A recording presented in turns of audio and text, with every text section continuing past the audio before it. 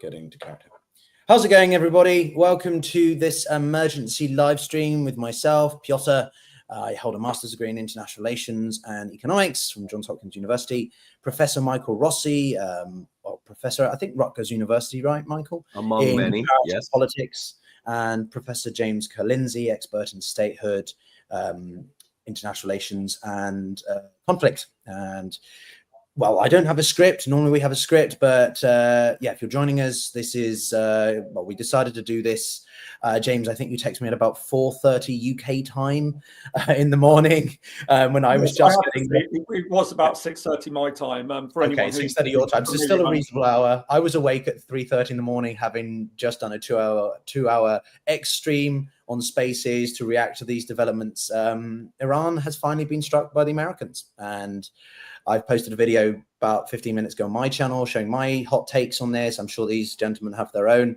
And don't worry, we're not going to be talking over everyone. I know some people were cross with me interrupting some of the others, but these events are quite critical and crazy. So I think it's the adrenaline that might be driving some of that. But I don't know where to begin. James, maybe with yourself. You're in Cyprus. You're quite close to the area. The B-2 bombers had to fly over your airspace to get to Iran in Operation Midnight Hammer. How do you feel at the moment? What's your take? And then Michael, welcome to you. Well, I have to say that, you know, obviously sort of huge development. So from a very particular personal perspective, of course, living in Cyprus, it is remarkably close. And it was sort of brought home this morning. I was listening to Alistair Campbell talking about it. He seems to be here at the moment. I don't know whether it's for holiday or whatever. And Rory Stewart was telling him to be careful. And I was thinking, oh, blimey, you know, this is where I'm living. I mean, for anyone who looks at the map, it is relatively close to what is going on. I mean, from where I'm talking to you right now, the nearest landfall sort of heading that direction is Syria. And Cyprus does feel obviously extremely close to what is going on. I mean, for anyone who has been here, I mean, although it's a member of the European Union, it's always felt very much part of the Middle East. And, you know, there's lots of stories, for example, at the moment of Israelis who've been on holiday here who aren't going back to Israel. I've been hearing this, you know, they're very worried about the situation and things. So we are quite close. There is another interesting element, and it was sort of, I noticed it was brought up in the comments, which for anyone who didn't see it, there was a British national was arrested yesterday and on suspicion of spying. So Britain has a major military base. Well, in fact, it has two major military bases in Cyprus, but there has one in particular, which is an air base, something called RAF Akrotiri. And so there is a lot of concern that maybe, you know, this could be one of the targets that if Iran decides that Britain is sufficiently involved in this and wants to strike against the UK, then this has been brought up as one of those potential targets. I have to stress that at the moment, as we're seeing, the UK is distancing itself from what the United States is doing. It's not saying that it disagrees with what the United States is doing, but it's very clear that its position should be that there should be de-escalation and there should be talks. So I think, you know, that's important to stress at the moment. Well, James, if I can just add to that and then maybe get your thoughts as well. One of my biggest takeaways from this so far is obviously that no one, be them allies or partners or the Democrats, even though Trump's own MAGA base is in disarray, let's be honest, knew about this. Now, we can speculate as much as we want how far back this was actually planned and how much they were planning this deception, misdirection, etc. But clearly, there's going to be some pissed off members of the European community, particularly the E3, the Germans, the French, the British, who were in Geneva pushing these diplomatic efforts with the Iranians, and the Trump administration have basically gone like that and done it anyway. Yes. Obviously, I mean, the British. I should just be clear. Sorry, just for the avoidance of any doubt. I mean, absolutely on this one. You know, and I published a video a few days ago which generated a lot of comments, a lot of abuse, partly because people didn't bother to listen to it. But I have to be absolutely clear that you know, on what we're seeing at the moment, I mean, you're absolutely right. The United States didn't inform its partners, partly because I think most serious observers would argue that this was an illegal attack. It's as simple as that. You know, however one might feel about Iran and Israel's particular relationship, and whether that was justified or not is one thing. But certainly, for the United States to come in like this, is a massive escalation. And I think, as I say, isn't it? It's worse still because it puts British assets at risk. Right, the UK is quite close there. Cyprus military bases are potentially a target if the Iranians feel like we saw in 2019 when they took that British, was it oil tanker in the Strait of Hormuz, and basically held it as ransom. So the Iranians and the Brits don't exactly have a long-standing good relationship. No, I mean, Iran and Britain has have a very difficult history. I mean, you publish a video on Iran. And you don't mention the ousting of Prime Minister Mossadegh in the 1950s, and you'll have a whole bunch of people coming in and screaming abuse and saying that, why are you whitewashing this? No, I mean, it's quite clear that Iran and Britain have a very difficult relationship historically. Britain is obviously very opposed to the Islamic Republic, but Britain has also made it very clear that it does believe that this should be de-escalated and there should be talk. So I think the UK position will be that, please, we want to stay out of this for the moment.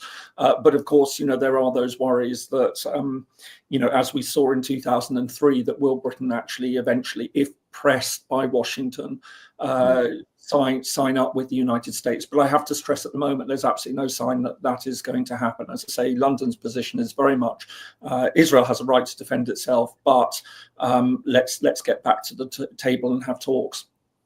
Well, I think there's going to be a lot of figuring out, again, one of the things I just was making a point on X before I came onto our stream is, can the Islamic Republic take at face value what the Americans are saying about they don't want regime change? Because they were saying, oh, we're sending B-2 bombers to Guam as a decoy, though it turns out. So actually, could this be a continued misdirection of the United States' actual intentions, which is regime change? Obviously, it's a bigger scaled and time aspect to that, but certainly the Islamic Republic are not going to be, I think, taking anything at face value.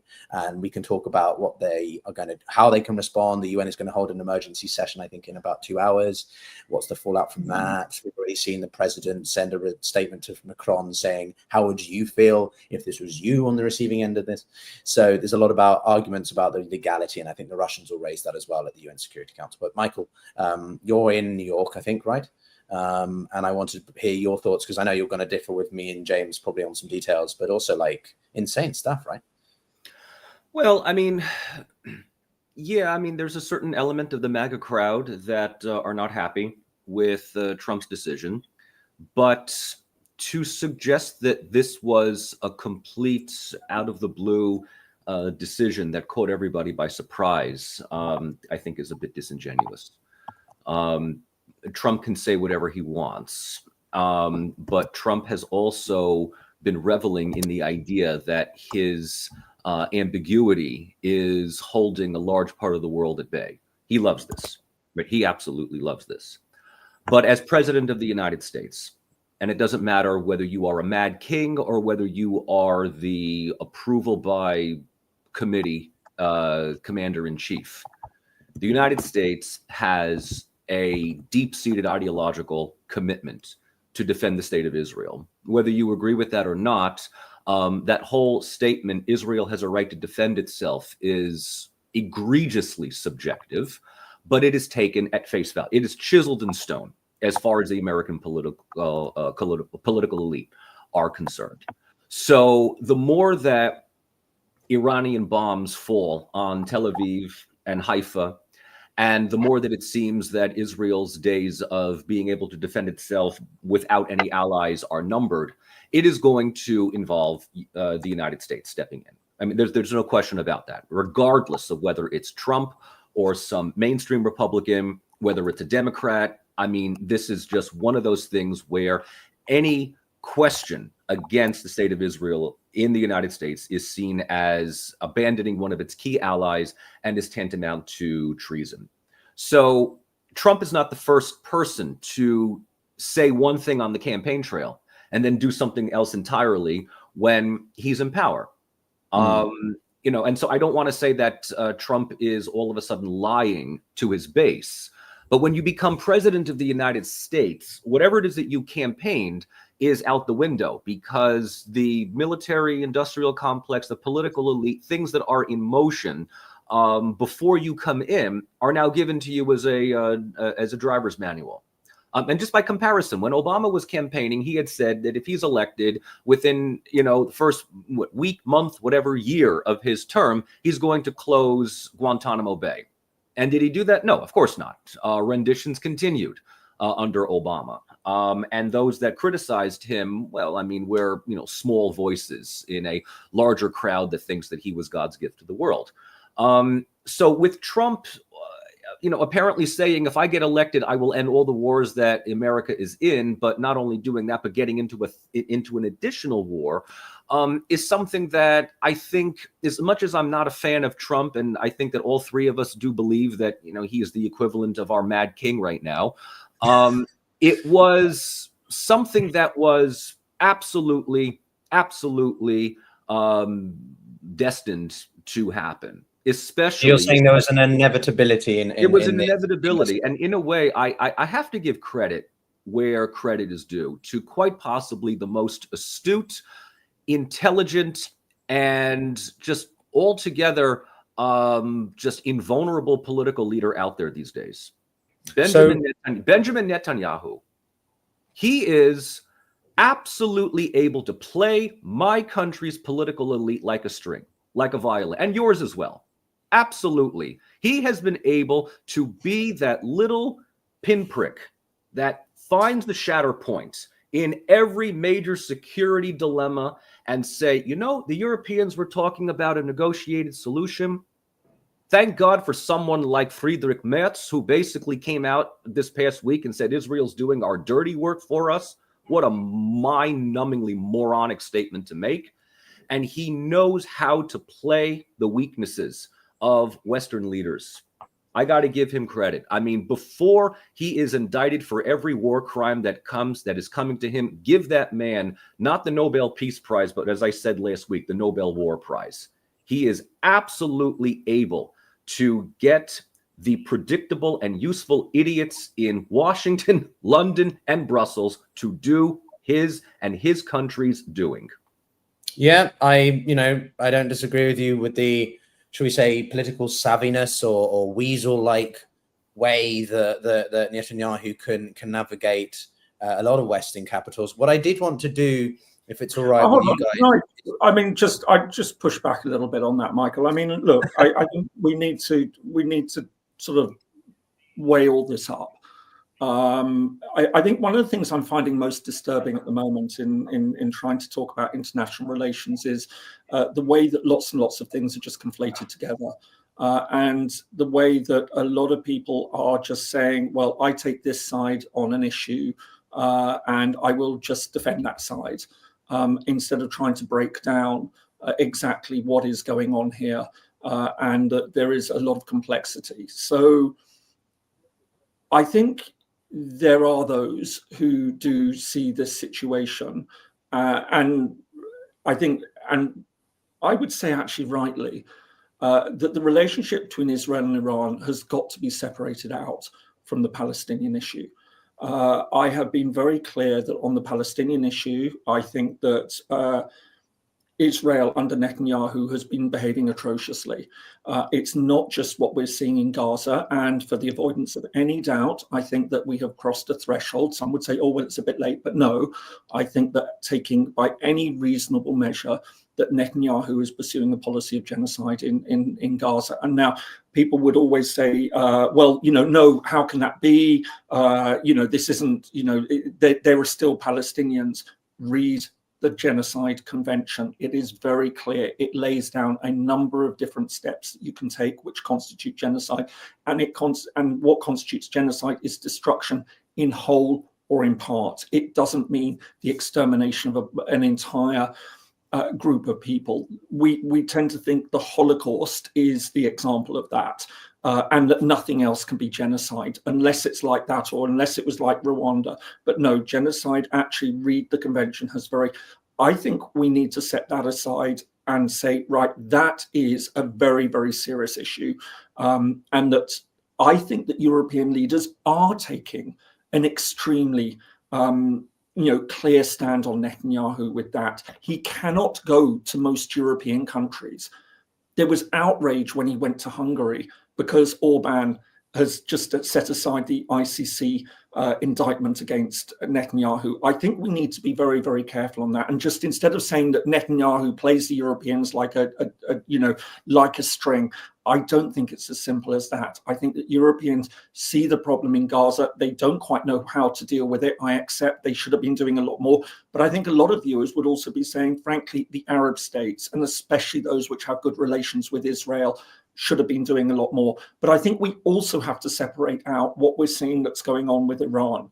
There are several issues that we have to talk about. We have to talk about Iran's nuclear program. And before people start shouting double standards, why can't Iran have nuclear weapons, but Israel can? This is one of the few issues in the past 10 to 15 years where there has been international unanimity. Iran should not have nuclear weapons. There were UN Security Council resolutions against Iran on this. There was also the Joint Comprehensive Plan of Action, the JCPOA, which was signed by all 5 permanent members of the Security Council and Germany, which sets in place very clear. So this is not about double standards. This is about the international community taking a very clear position. Iran should not have nuclear weapons. And I think that there is a real worry about what has been happening with Iran. Has it been pursuing enrichment procedures under the guise of talks? We have to see the evidence that Israel has for launching the initial attack. But I think, again, we can quite clearly say that what we've seen on the US bombing is illegal. But I just wanted, I know it was a very long answer, but I just wanted to push back against this because I think that we're seeing far too much at the moment when we're trying to understand international relations of just throwing everything together. The sides are very, very polarized on all sorts of issues. I accept that.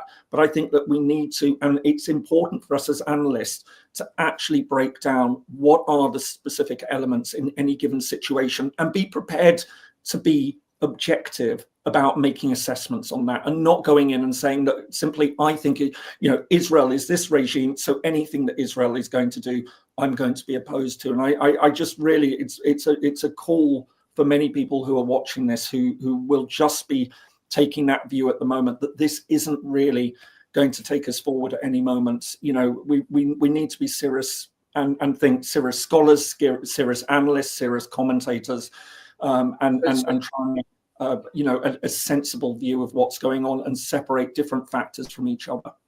I certainly think, James, that you argue your point well. I personally do like to make a distinction between Israel's actions over Gaza versus Iran. I personally, am less opposed to their actions over Iran than I am in Gaza. You and I have spoken off air about our sentiments. In principle, we fully support Israel's right to defend itself after October 7th, but I cannot and do not know any longer support their actions in Gaza. It is way over the top. It completely violates any basis of international law, and is the same with, arguably, though, their strikes on Iran. It is arguably, there is a argument for that this violates the principle of proportionality, the principle of any of the Protocol 2, if I remember correctly, right? But at the same time, the counter argument is that Iran has not exactly been forthcoming with its Iranian enrichment programs, and they are the biggest, I'm not going to quote the US State Department of Terrorism, but they have created or were the architects of this incredibly, unrivaled, unique proxy network across the Middle East, and they are very good at playing that diplomatic, proportionate escalation level, as we saw when Solommani was killed. The strikes on the air bases in the US were deliberately done in a way that it didn't kill any Americans, so the Americans didn't have to escalate in response, so both sides could claim victory, and then they pull back and de-escalate and stuff. So it's very calculated. But anyway, Michael, I'm sure you have a lot you want to respond to James, so I'll let you do that. But I did want to sort of break down a little bit of the actual Operation Midnight Hammer as well. So maybe we can do that after Michael, you respond to James's comments. Well, I mean, if we're going to be objective, then we can't claim to be objective by being still subjective. So first of all, let's address this one issue that people just take at face value. Israel has the right to defend itself. No, it doesn't. Israel does not have the right to defend itself.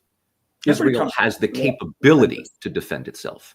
Israel has the ability to defend itself. People have the right to defend themselves.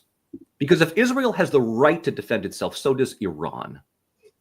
And if we're going to be talking about accusations of nuclear weapons development, when was the last time the IAEA was allowed in Israel for inspection? It's the worst kept secret out there. We know Israel has nuclear weapons. My country has given it to them, and we defend them with that. The JCPOA was something that, hang on a second. I'm not going to be the one to defend the version. James, let Michael make his. I know you're going to be itching because we're going on this assumption that Iran is either possesses nuclear weapons or is in pursuit of developing nuclear weapons. After this event in the last week, you sure as hell are going to expect them to do that. Beforehand, look, I've seen this movie before. It came about 22 years ago with Iraq. We thought they had nuclear weapons. Oops, they didn't. The nuclear inspectors say Iraq doesn't have anything. America says they don't know what they're talking about. I know that we do. Source, do trust me, bro.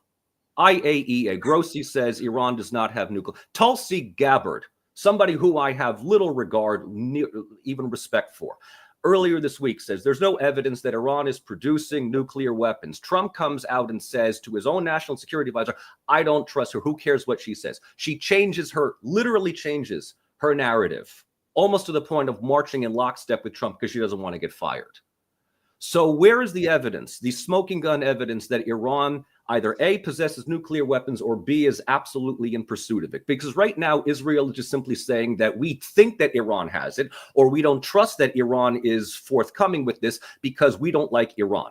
And let's also be perfectly honest here. The United States has had it out for Iran since 1979. It's all based on perceptions and the idea that we can't get over the fact that our dear little Shah, who was put in power by the CIA, and you want to talk about Iran having their hands in everything? Let's talk about Mossad. Let's talk about Mossad dealing with not only overthrowing the democratically elected government of Iran in the 1950s. We talked about Mohammad Mossadegh. The Shah comes back in, CIA and Mossad not only keeps him in power, but helps him create Savak, the military police that is on par with the Securitat, the Stasi, and every other reprehensible organization out there. I mean, in the last couple of days, social media has been replete with, once again, those photos of Iranian women, how they looked prior to 1979 and where they are now. And I'm like, guys, you know what? You can thank the CIA and Mossad for getting us where we are today. So we're going to be talking about which country has the right to defend itself. That already comes with high degrees of subjectivity, which puts already the burden of responsibility on one country and gives the burden of innocence and justifiability to another who has, might I add, been far more active in exacerbating security dilemmas in the Middle East for the last 10 to 15 years. So, James, I presume you're going to want to respond to that. Well, I mean,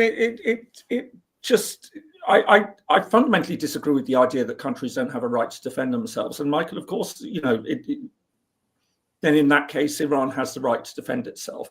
But to say a country doesn't have a right to defend itself seems really odd, because that isn't how.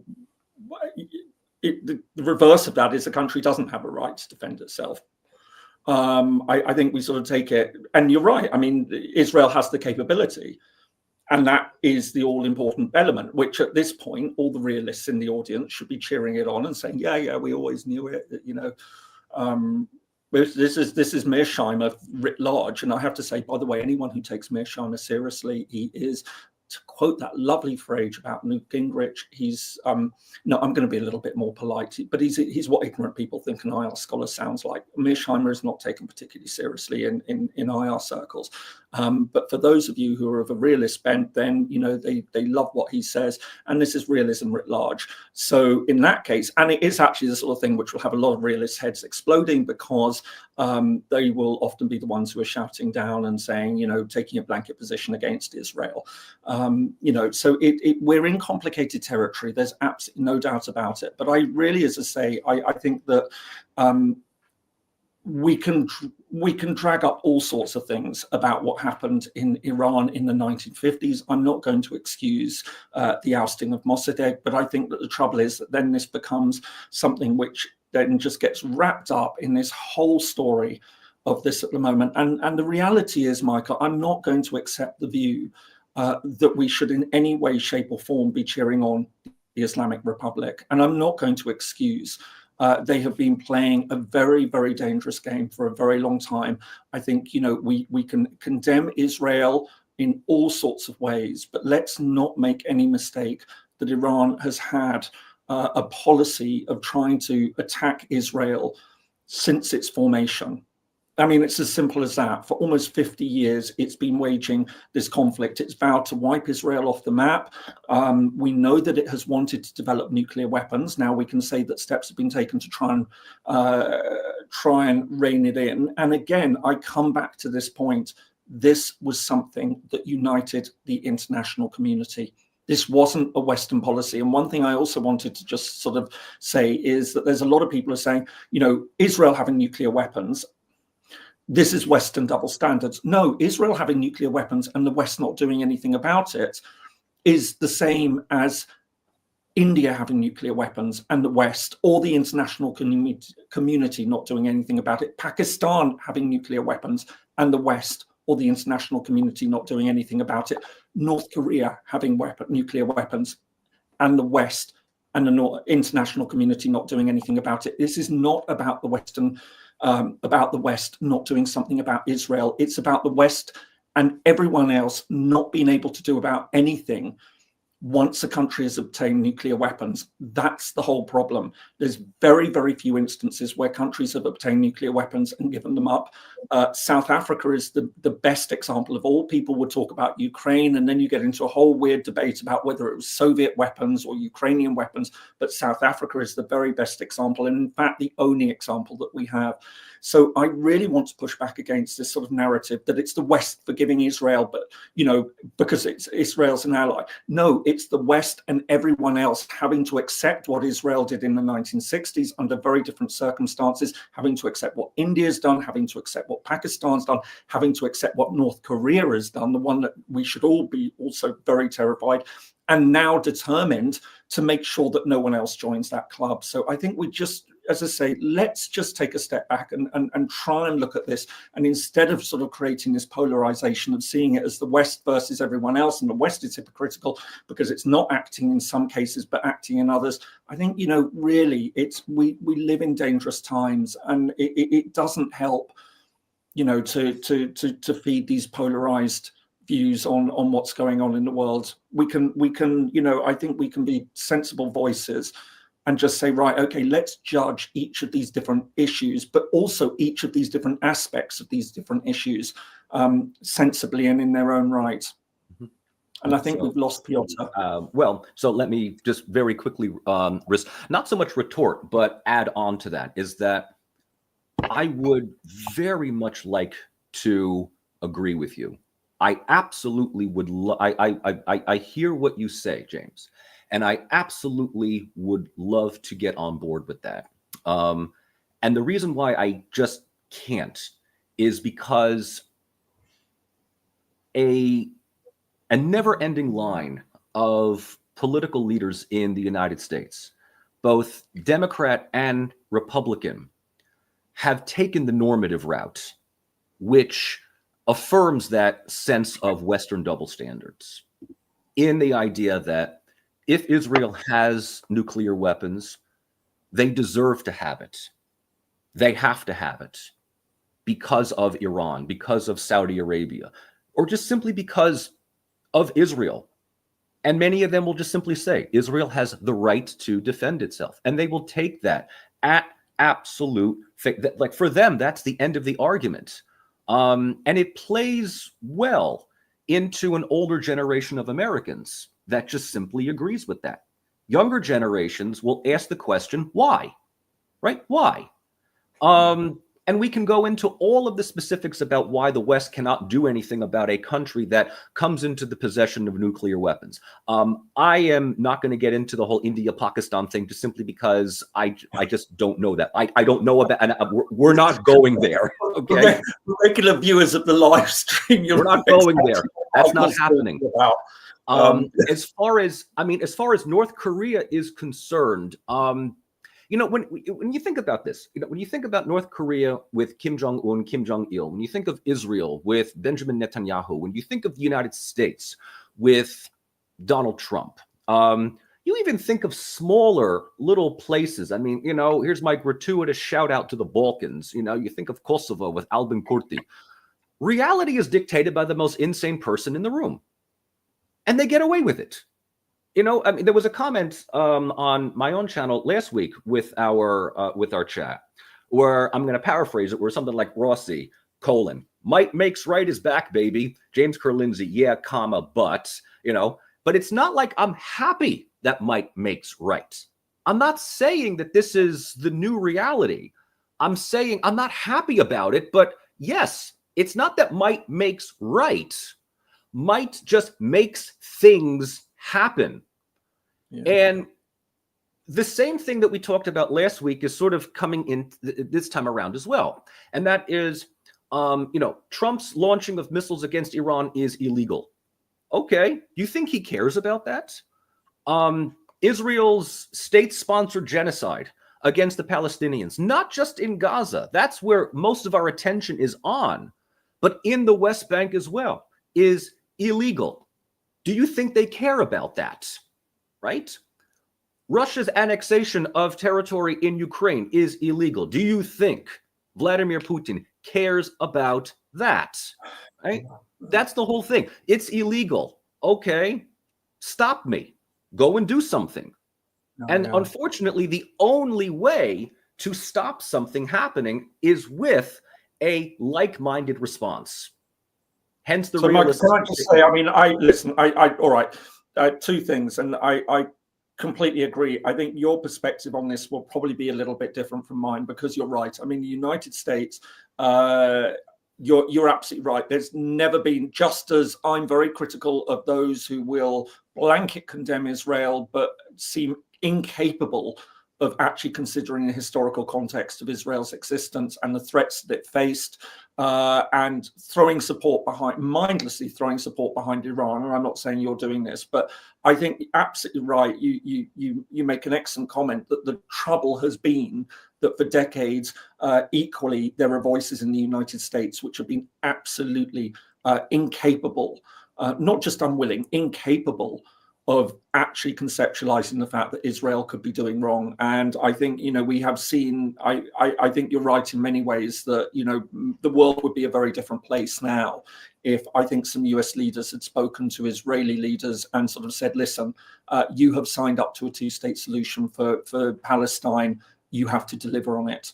That we could hopefully have been in a very different world today. Who knows if a Palestinian state had been created and allowed to develop. So I think you're absolutely right. The other thing that I completely agree with you on is, and part of the reason that I would say that I'm very worried at the moment, is because we have seen, as you point out, this chipping away at international law. And this is something I've been going on about for the past 3 or 4 years. We've seen it been developing for a lot longer, but certainly with what we've seen going on in Ukraine. And I think that what we saw last night was a truly terrifying moment, because this absolutely destroys international law. It's quite clearly the case. There are ways that you do these sorts of things. If the United States had serious evidence that Iran was on the verge of producing nuclear weapons, it should have presented that to the UN Security Council. It should have at least followed a procedure to notify allies. And it was also very telling that Trump did this before the NATO summit. I was convinced that if he had gone along to the NATO summit, that there would have been the European leaders who would have said to him, hold off, don't do this, please don't do this. This is dangerous, it's destabilizing. Give us a chance to try and get Iran back to talks with you. You know, you can run the show, it's your talks, but let us be the intermediaries to get Iran back there. And I am absolutely convinced that this took place precisely before the NATO summit, so that the United States, Trump couldn't be talked out of it. Not that he necessarily would have, but absolutely. I mean, where we are today, I think is incredibly dangerous. And I have seen it commented that this renders the UN irrelevant. In fact, and I sadly can agree that none of this is going to go before we're going to have a UN Security Council meeting today. What's going to happen? I mean, even if there was condemnation of the United States, US will simply veto it in the same way that Russia has vetoed the resolutions on Ukraine. And I just don't know where we are in the world at the moment. It's a terrifying prospect. Yep. Hello, guys. It's the third person on the stream. Down on whatever. Pyotr, what do you think? Shall I just bug off and let you two talk? Apparently, the audience. No, go on. You say sorry. Clearly, youngsters have no opinions or knowledge on the matter. Just it's your world. You're inheriting it from us old guys. Yeah. But apparently, because I'm not a PhD holder, I don't know anything. Even though I've been to the best university for this. But on the United Nations front, having worked there for 5 years, I could tell you that the UN is still relevant. It has a role. It's not going to do anything, unfortunately, but when we see the Security Council and the E10 meet, keep in mind that the Iranians have called this meeting. The Russians will place face by saying it's double standards of the United States, that there is no international law that they follow, that the Russians are actually the responsible one. We've seen the statements that Moscow have shared, which are very... should we say tone deaf, considering what they did on February 24th, 3.5 years ago. The Chinese, I think, are going to be quite interesting to watch, because they really don't want the Iranians to do anything in the Strait of Hormuz, which seems to be what I think it's the Iranian parliament have voted in favor of doing something in the Strait of Hormuz. It's not clear what exactly. But that's not going to be welcomed by the Chinese, because that's going to really disrupt their interests, their economic activity. So I think the Chinese may not get too far behind what the Russians have to say in their statements. The French, I think, will differ slightly from the Americans. The Brits, I think, will be a typical poodle dog and lapdog and follow whatever the Washington statements are, to be honest with you. But as I said before, I think a lot of European capitals, whatever they say publicly on X or in statements, are going to be quite unhappy with not even the conduct itself, but the way that the Trump administration has frankly completely disregarded them in any way. I was expecting that if Trump waited for these 2 weeks, as he had suggested he would do, that he was going to go to NATO, get a sense of their feelings, and then make relative considerations on that. But then I remember that it's Donald Trump, and that's far too considerative and empathetic of other people's perspectives. So clearly not. When it comes to international law, I mean, James, you and I have had this debate in the past, which is sort of, I want to believe in the principles of international law, but clearly might is right, and this blatant disregard for it is here. It's the new normal, right? The Americans have, there's the debate about whether or not this is war. Well, the Americans haven't declared war, so they don't have to adhere to the basics of international humanitarian law, and neither do the Israelis, because they didn't. So, the Russians are like, well, that's what we're doing with our SMO sort of thing. It can all be applicable like that. So I do wonder where the relevance of international law is. Interestingly, when, the ICJ or ICC do attempt to indict people, it does put them off from going to play. Putin hasn't been outside of Russia. He hasn't been to any country that does ratify the IOCJ, ICC treaties and such. So interestingly, though, tacitly, people do still adhere to international law, at least on an individual basis. When you're coming to foreign policy more broadly, they don't seem to. So I think it's quite a weird sort of inconsistency there. But yeah, I do think the UN will not produce anything in terms of substance, but it'll be very interesting to see what statements are said. And also keep in mind the GCC, the OPEC plus. These guys are going to be having a field day tomorrow with oil prices and what they're going to do. The markets are already looking quite rocky. But interestingly enough, on the macro perspective, they don't seem to have reacted as badly as we expected. And maybe that's because the United States was deliberately telegraphing its moves for so long, whether or not it actually followed through in what we expected. The point was that they were sort of alleviating people's concerns whether or not they would do anything at all. And so people knew that they would. And so the markets haven't flipped out as much as they could have done, which I think is interesting. I think it's still going to get worse. Certain commodities are looking quite messy right now. But yeah, I mean, Michael, to your, I don't know, to bring it back to you, maybe on the Russian angle, what do you think Moscow is going to do? Russia's response, and right now I am going through the transcripts of the couple of days ago. It was the St. Petersburg International Economic Forum, of which this is another opportunity for President Putin to present his understanding of the world. His opening address was largely focusing on Russia's economy, its GDP growth, and its position in the world, a new multipolar world. The more interesting aspects come with the roundtable discussions afterwards, where he and a number of other representatives of heads of state, we have somebody from China, from Bahrain, from Indonesia, and from South Africa that's there. And I'm about halfway through, and the question is focusing on Iran now. Chiefly, this took place before the strikes.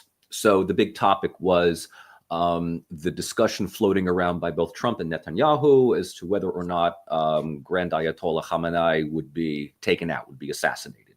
A number of ranking members of the Iranian government and military have already been killed in Israeli strikes. Would regime change be something that, what would Russia respond to that? Surprisingly, surprisingly, not surprisingly, Russia's response has been its boilerplate statement in that, we on one level are close partners with Iran. It is a member of BRICS, but at the same time, Russia has rather deep ties with the state of Israel. Right? I mean, we cannot discount this idea that Russia is not all on Iran's side and against the state of Israel. I mean, Putin and Netanyahu do have a number of in-depth talks. At one point, even Putin went so far as to say that Israel is practically a Russian-speaking state. Which of course, taken out of context, you can say whatever you want. But I mean, look, let's be perfectly honest. There's a lot of Israelis that hold dual citizenship from Russia and from Israel. Russia has a number of economic partnerships and cooperations with Israel. And so Russia is not going to come out all on one side against another. And yes, as you pointed out, I mean, Russia's statements probably at the UN are going to condemn Israel's actions against Iran, but not to the point of severing diplomatic ties or offering military assistance. And, it's safe at this point for governments in Moscow and probably in Europe, if they want to save face, to just put all the blame on Trump. On Trump just taking unilateral decisions, and the United States once again acting recklessly. The other thing I want to bring up beyond just what is focused on Russia is sort of the ambiguity that we get coming from the White House over the past couple of days. First, with Trump saying that he's going to give up to 2 weeks to see what would happen, or he could strike in 2 weeks, he could strike in 2 hours, he can strike in 2 days. All right, this goes to what I was saying before about how Trump loves to play the ambiguity card because it gives him the idea that he ultimately can decide what the world will look like in the next 24 hours. I mean, it's great as far as he's concerned. Prior to this, I didn't think I honestly did not think that he would give a 2-week window. I think that was calling bluff. It might have been an opportunity. Again, now we can talk about stories behind the scenes here. And here I'm going to be probably the most subjective, almost bordering on careless right now. So just, I'm letting everybody know. Editorial, I think. Yes. Let's just go down the rabbit hole as to what is being boy. discussed. Okay, hang on. Let me get my whiskey. I've just got my. There you go. Yes. Pour one out. It's rum. Sorry, everyone. That's fine. Michael. You've been itching to do this. Go on. Drink responsibly, everybody. Smoke if you got them right now. So, the 2-week window could have very well have been a very clear message to Iran saying, we're going to hit you at some point to make it look good for the headlines. You either got one of two things. Tell us someplace close to the nuclear facilities. It's not like the United States hasn't done this before. We shoot some missiles into some desert of a country to make it look good that we've done something, put on the theme song to Team America World Police. Or it just gives them an opportunity to evacuate all the heavy equipment and important stuff where we are going to hit. So, the statement from Trump is that we've knocked out Iran's nuclear capabilities. Okay. First of all, you can't knock out what they did not already have, but you can play to your home audience that we did something. And that is, I think, one of the biggest liabilities of American foreign policy, I think, ever since maybe not Gulf War I, but definitely Somalia, Rwanda. We see suffering on TV, and sort of it's a hybrid liberalists versus Wilsonian realist type of thing where we have to do something. We can't sit by and let evil do its own thing, especially when it's against our, friends around the world. So we have to do something. So we're going to do something, and we did it. And Trump gives his little bravado statement. He's got Vance behind him and, Rubio on the other side, making it look like they're like the big decision makers.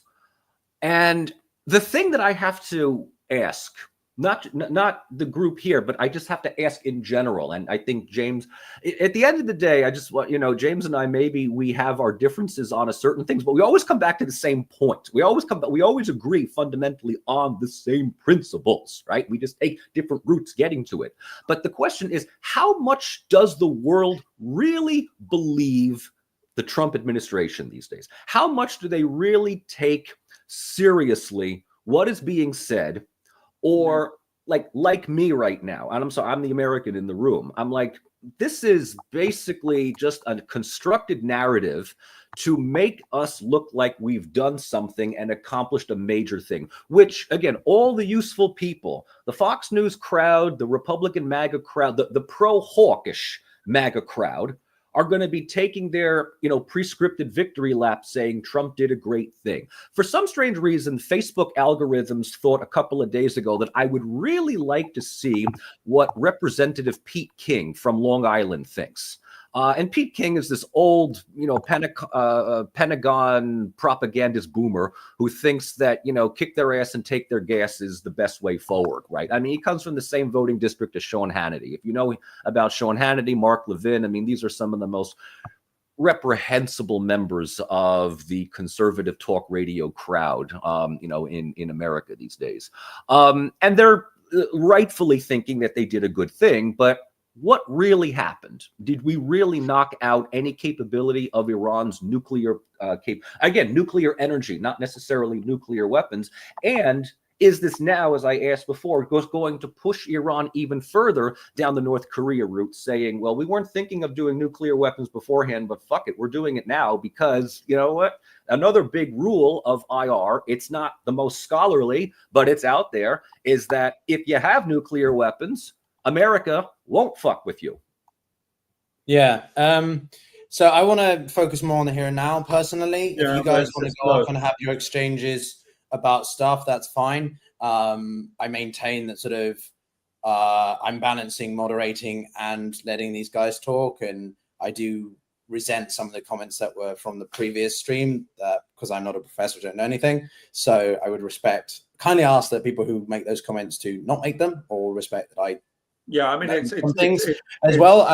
Just because I think it's just unnecessary. As a way of coming to your side, Peter, some of the densest and most naive people I know hold PhDs. Yeah. So anyway, so it's please, not just because you're a professor does I just not think mean it's that you know what you're talking about. I mean, It's it's disrespectful and it's unpleasant. And the trouble is, I mean, you know, this is unfortunate the way the debate has gone online these days. I find it an irony, though, James. There's sort of people don't want to hear experts' opinions, and yet they then are really wanting to hear just people with a PhD in experts' opinion, which is sort of like, hang on, which is it? Yeah, no. I mean, listen. I mean, what's the problem is people want to hear what they want to hear, and you just become more of a target or a better source if you do have a PhD. That's simply the fact that, you know, if you say something that people like and you've got a PhD, well, then that gives it greater credibility. But if you say something somebody doesn't like and if you've got a PhD, it's just, oh, what do these academics know? They're all so. In actual fact, you just find that, you know, the having a PhD just makes the abuse I think it's ageist, to be honest with you. Because you're younger, you don't know anything, right? And I've been through multiple zones, and Mike and I don't have any excuses for not knowing anything. And that's why I'm very passionate about the UN, right? I see all the comments saying it's irrelevant. If it's irrelevant, then why are nation states using it to express themselves?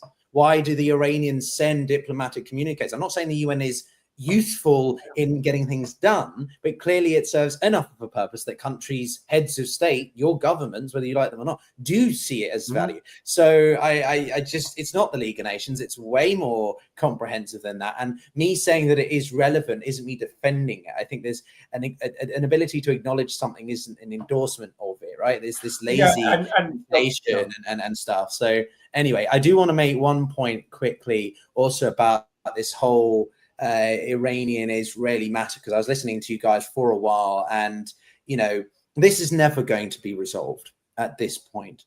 There are some people who are just never going to be satisfied with the fact that Israel is where it is, right? I don't support, as I made it very clear, Israel's actions over Gaza, but it's not going anywhere. People who are frustrated with the Israeli behavior and existence or whatever in its current makeup, I get it. I hear you. I appreciate your perspective.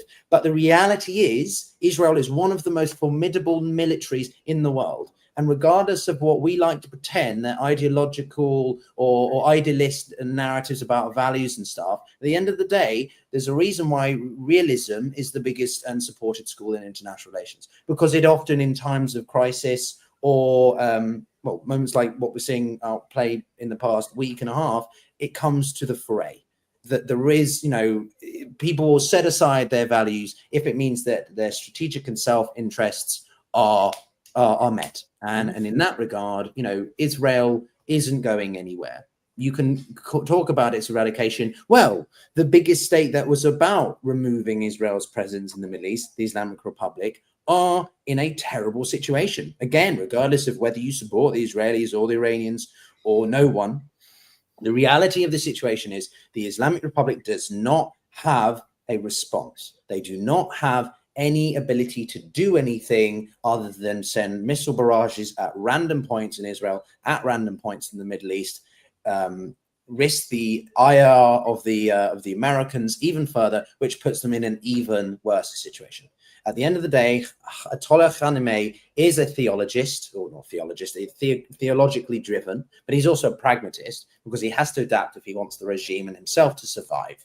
And therefore, they have to make pragmatic calculations based on materialistic things like missile stockpile, because the more missiles that they use, the less they have for deterrence in other contexts, namely now the Americans. And so it's very questionable what the Islamic Republic is actually going to do. The Strait of Hormuz is an option, but they don't have enough capacity to actually control or blockade the entire Strait of Hormuz. The Americans have 3 strike carrier groups down there. They can obliterate the Iranian Navy or what's left of it. So, you know, I think people need to do a better distinction of seeing what they like, to your point about hearing what they want to hear, James, and also just accepting that the reality, geopolitics doesn't care about your feelings. And when someone's just trying to describe, not me necessarily or any of us, when we're just trying to talk about the military or diplomatic fallout from us, that doesn't mean we support that. It just means that we're acknowledging the reality of the situation and where we go from there. Sorry for the slight rant. I've got you, Pyotr, in the comments. Oh, good. I'm sure people love it as well. Mossa got me. Yay! There we go. You can't win. I mean, I've just talked to a brick wall again. Seriously, I know, you do get that sense, don't you, sadly, that it is like talking to a brick wall with some, but you know what? It's the reality. So look, where do we go from now? I mean, people want to hear about the Strait of Hormuz. They want to hear more about the Strait of Hormuz. So I don't know. Do you guys have any thoughts on that? What do you? Sure. I can bring up an article to provide more context for people, or do we just want to sort of? I just saw the news that the Iranian parliament had passed the necessary resolution law required to close it. Yes. And Pyotr, I mean, I think what you said, I mean, that would be my immediate reaction. I mean, the United States has now taken military action against Iran. It's saying, don't escalate this further. Doing something like this could very well do it. I think the point you raised about, China, I think China will be very, very unhappy at this. So whether this is something that China will then step in and say, no, you're not to do this. But I think you're very right that if it is a question that Iran wants to go ahead with this, I could very well see the United States turning around and saying, right, okay, this is an escalation. We will just make sure that you can't do it. Well, can I ask you a question on that, James? Which is, well, Michael, obviously I want your thoughts as well, but like, what do you think about the prospect of internal instability in Iran? Obviously, this is slightly further ahead, so for me, it's purely speculation. So we got to do this one step at a time here.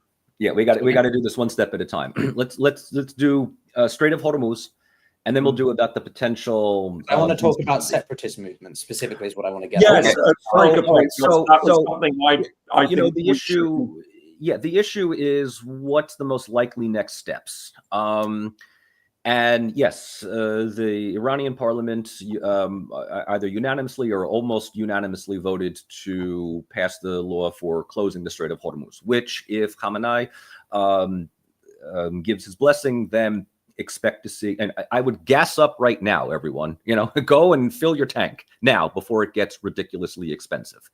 That is the most likely scenario for a number of reasons.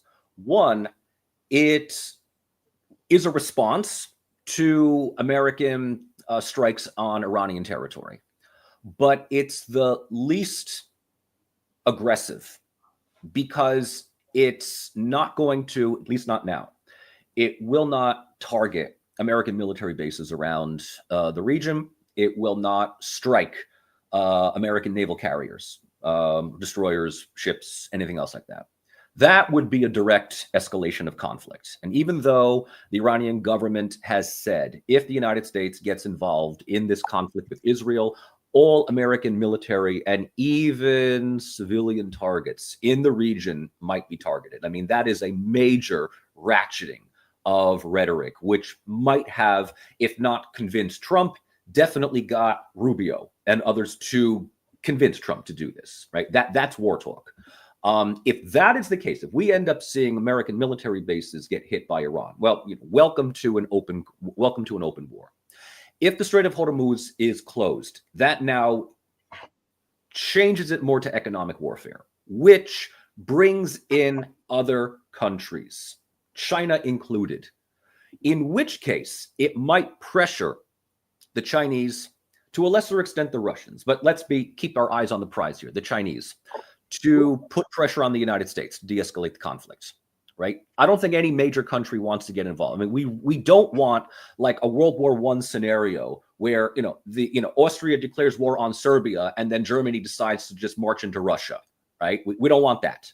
What we will do is try to bring as many people into the situation as possible to deter the other side, which might explain Iran's aggressive rhetoric. I mean, for a fact, if you go up against Israel, the United States, regardless of who's in power, is going to back Israel. I have said this for years. The United States has two countries that we will not ever abandon, ideologically, rhetorically, whatever, the UK and Israel. Every other country has an expiration date. Israel, we will go into the apocalypse for. Largely because my country is populated by people who are paid to believe that. All right. And, say what you want about AIPAC, but they're very, very good at getting people to say the things that they want to say about Israel. So that's how I see that. Now, when it comes to this notion of regime change, we don't have the capacity to do that in Iran. Good luck. You're going to need boots on the ground. The population of Iran is, if I'm not mistaken, what are we talking about? 80 million, 90 million people with a vast, vast territory. So if you're going to do regime change, you need a lot of boots on the ground. I kind of look at what has happened in Libya and to a lesser extent Syria as like regime change on the cheap, which is destabilize the country, radicalize the ethno-political factions. It worked beautifully in the ex-Yugoslavia, and my country has a great track record of using something that worked beforehand in a new scenario. And we did talk last week about the different ethno-political communities within Iran. Some of the missiles that Israel has launched from Iran are coming from the trajectory of a country that we have not brought up, and that is Azerbaijan, which is very closely related in military and economic confirmation of. I haven't seen anything. No, they're not going to, but Azerbaijan and Israel work quite well together. Azerbaijan was using Israeli military gear to take back Karabakh. Israel's support was integral to. Yes. So I would absolutely not put it past, if not the CIA, definitely what's left of Mossad. And I don't think that Iran is just randomly lobbing missiles into Israel. I mean, they're hitting some strategic targets as well. They're not crippling the Israeli state, but they're making Israel realize the consequences, of their actions. Will this destroy the state? No, it will not. I absolutely agree with you on this, Peter, that, in this day and age, you achieve international sovereignty. I don't remember the last time that a state, was wiped off the map. I mean, a state dissolves like the Soviet Union or Yugoslavia, but, other things, emerge. So, there will not be the destruction of the Israeli state. There will not be the destruction of the Iranian state, but there could be very well the internal collapse, right? And we hear about this before, So if Iran just simply collapses in on itself, that's enough. Well, Michael, if I can just enough for Israel to say security guaranteed, because now Iran just becomes sort of an internal regional Pakistan, a Caucasus that can be used and abused, like we are doing with Syria, unfortunately, right now. Well, Michael, I just want to be devil's advocate on that point, because I think, we in the West have a lot of appetite for regime change, or certain Western capitals do. There's a lot of emphasis on, like think of the Mahsa Amini movement in the end of 2022, when that young lady was killed by the police. And obviously a lot of the diaspora, and specifically those who support Reza Pahlavi, the crown prince, becoming the sort of, new leader. Let's be careful. How many people in Iran want? I'm coming to that, which is Shah Jr. to come back. I'm coming to that, which is that I think is a little bit blown out of proportion. But the point I'm making is that how realistic is a regime change still, unless you go in there directly, like, sort of Mossad boots on the, not even a proper military invasion, but like, some kind of special forces, like, Osama bin Laden kind of thing, Navy SEALs kind of thing, and take out Khamenei. You're going to have to dismantle a properly complex system, which is the Islamic Republic. Yes, it's completely weakened, but this isn't, any small state. It is the Islamic Republic, so it's still a formidable entity to deal with. And I think that when we talk about regime change or collapse, we've got to keep it in perspective. Now, there are a lot of Iranians that are fleeing. I've heard at least upwards of 1 million are heading towards the Azerbaijani border. So there doesn't seem to be a sentiment. This whole notion, I think, some extremely confident people that there can be some kind of uprising amongst the people. Well, okay, number one, you need a coordinated movement, of which there isn't any. 2, you need some kind of figurehead, someone who oversees it, right? I think Che Guevara or whatever. 3, you need to read this. Yeah, exactly. And 3, you need the sort of military arms. You need some kind of militia entity. And the Iranian people, there aren't guns just lying around, and the IRGC on the ground, the boots are still there, right? The air defense systems may be taken out. There may be issues with sort of the more equipment side, but the Iranian still has a pretty formidable ground force, yes, which hasn't been defined yet. So all this sentiment that Iranian people will just rise up against I was looking at one of the comments, and I just, it's sort of like Michael doesn't understand the intricate idea of how united the Iranian people are. I'm just paraphrasing it. No, I actually do. I'm saying that there will be attempts by the outside of trying to exacerbate ethno-political tensions. It doesn't mean that it's going to work, and it certainly does not mean that the state is going to fragment from within. What I think that all 3 of us do agree on is that the Islamic Republic, the government itself, is, first of all, I don't support it. Just because you are against what Israel is the United States doing does not mean that you invariably support the other side. We have to be very, very, very clear on this, right? The Iranian government is not one that anyone wants to live under. And chief of which, the people that will tell you this themselves are the Iranians themselves, which explains why the current president, Pezeshkian, is that much of a reformer. They know that the theocratic authoritarianism is on borrowed time. Is a whole younger generation in Iran that does not have any love for this government. But that should not mean to American warhawks or Israeli exacerbators that they are going to, follow Netanyahu's thing of saying, rise up and take your... Fuck you. Okay, just because we hate our local government does not mean that we're, supporting Israel or supporting the United States. By doing so, we'll actually reinforce the cohesiveness of an erstwhile unpopular government. Population didn't care for Saddam Hussein. United States invades everybody. Now, let's say we rally around the flag, but it's like, well, thanks for destroying any efforts at reform, right? Milosevic was about to be overthrown in 96, 97. And all of a sudden, whoops, NATO's bombarding Yugoslavia in 99. Now, of course, Milosevic is out a year later, but, come on. Regime change by bombing does not work. You can't change a regime via aerial campaigns. No, it's impossible. But I also think you can make impactful strategic. But I also think that we're not I don't think that the Trump administration has the capability or the interest in investing in full-on regime change. Just regime destabilization, on the other hand, and just kind of pick up the pieces and play with whoever you're willing to buy off. Seems to be the more design on the cheap that I see going on these days. Plus, if it destabilizes a country, it's not an immediate threat to the one that you truly care about.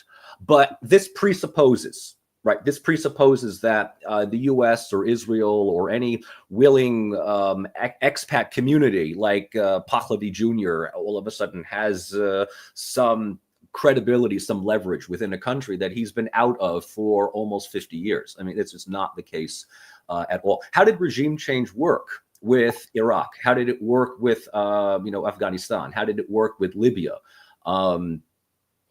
This is when the Lavrovs and the Putins step in and become the really annoying voice of reason by saying, hey, how'd that work? Say what you want about Russia, Lavrov, Putin. You don't want them to have the edge. I'm not going to really take, I was waiting for James is triggered now. This isn't a gauntlet thing. I saw a snippet of an interview with Dmitry Peskov, the spokesman of the Kremlin, and it was laughable that he was saying, country it would be, engaging in regime change or whatever. It's like, hold on, what was one of the rationales that Russia put forward for the invasion of Ukraine? It was quite clearly regime change. So, for Russia to be bleating on about how countries shouldn't do this, frankly, I mean, it was laughable. and so that was. But I think, on the broader point, I mean, on regime change, you're very right. I mean, the idea that, the US is going to be in any position to force it is just, it can destabilize, but there's no way it can bring it around without boots on ground. And that is just simply not going to happen. I mean, it can happen, that regime changes can happen, but the United States and Israel are not about to send in troops to Iran. That much is clear. It's fevered imagination of conspiracy theorists if they think that that's going to happen. Although with Trump, one just this horrible sense that however crazy this is. But no, on a genuinely serious note, it is incredibly difficult to bring it about. And and this is one of the things which I find sort of quite interesting, is how very often you'll hear people sort of say, the West engineered regime change left, right, and center. It is incredibly difficult to do. It requires a whole range of different things falling into place. Now, one of the things that you can do is obviously weaken the regime militarily and hope that people are going to rise up. But I am just genuinely confused as to what Israel's plan of action has been here. I think it went into this war without knowing what its end goal really was, apart from just hammering Iran and hoping the United States will come in. But even then, what happens now? So if this war was about ensuring that Iran cannot build a nuclear weapon, then with everything that the United States has said, that's mission accomplished. Unless Trump was just doing his usual bluster and bravado and sort of saying this was the biggest strike ever and we've obliterated it, until somebody says, well, is that really the case? Oh, well, maybe not. We need to continue. I don't know. It's going to be fascinating to see. But if that was really the rationale for all of this, then surely that rationale is now over and it's time to go into talks. Now, but what would those talks entail?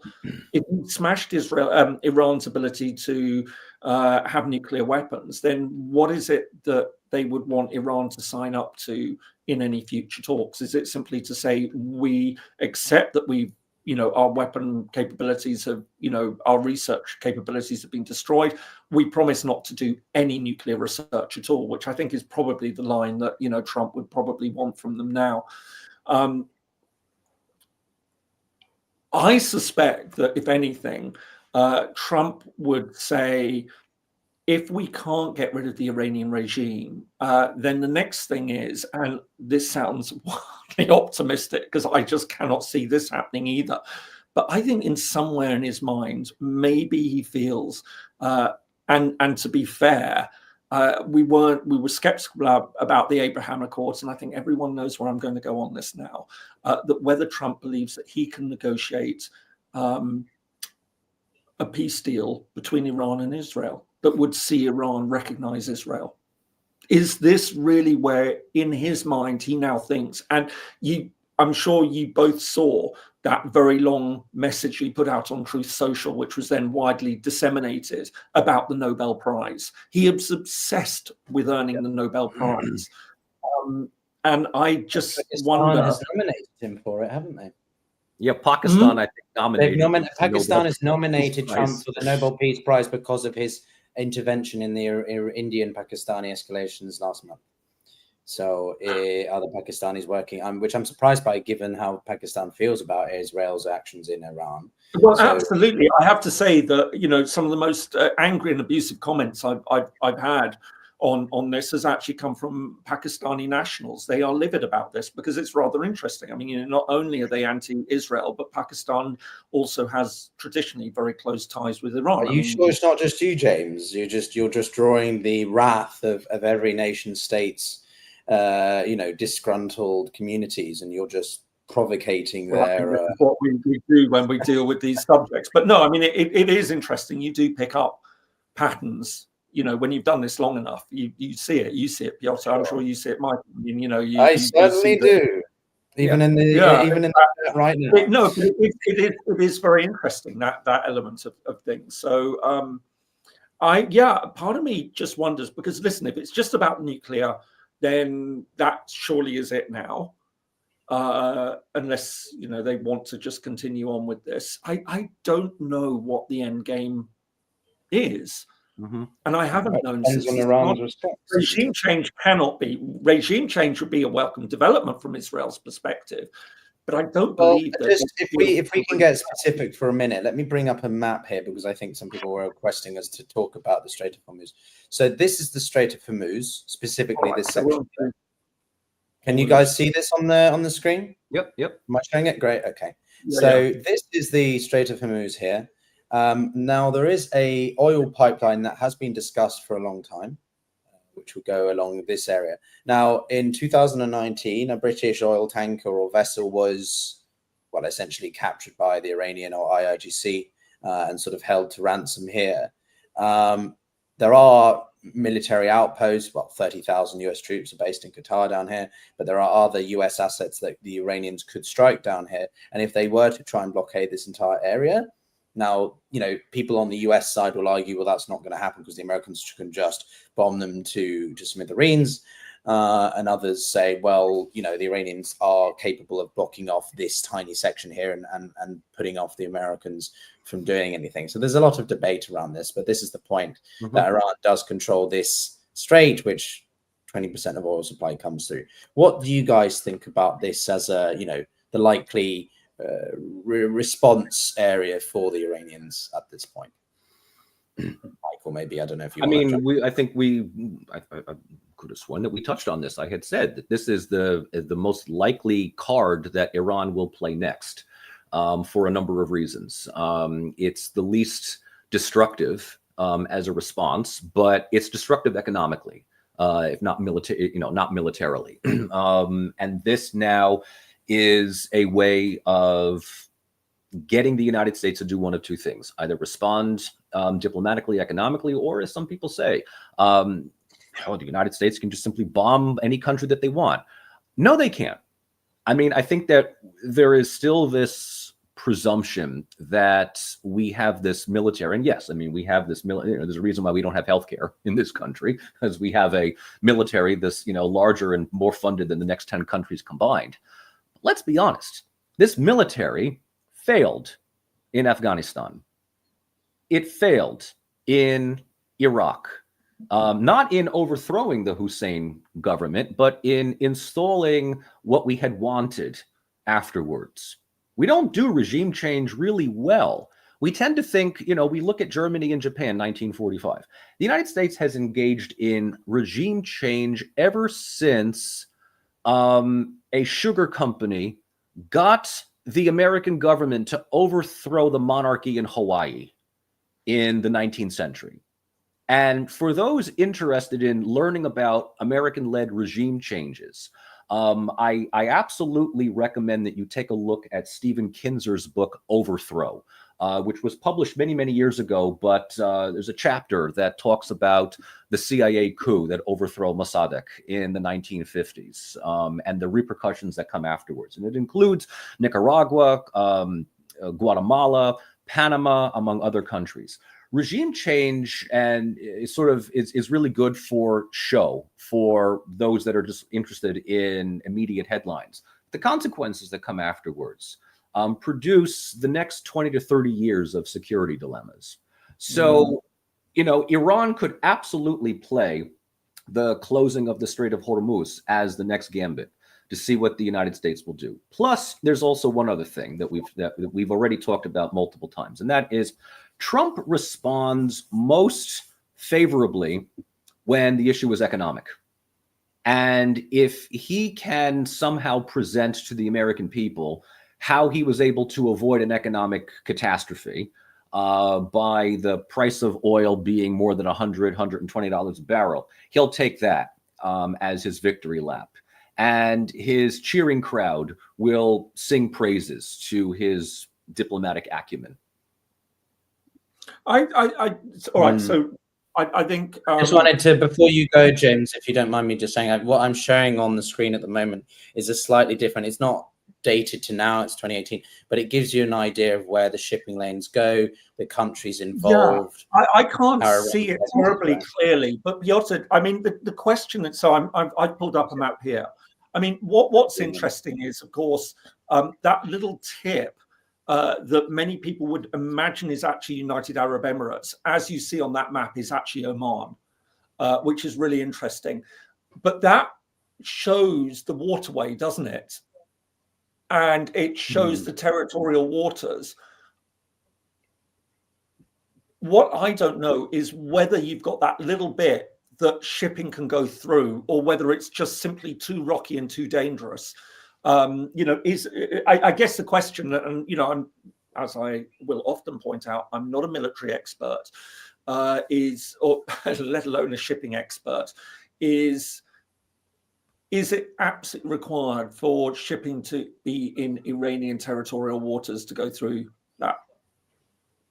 So from my understanding of being to Oman a couple of times, there's a reason why they have been often leveraged as the mediator or the go-between in the past, you know, years of yes, and remembering negotiations between the Americans and the Iranians on not just the Iranian nuclear program, but all sorts of tensions.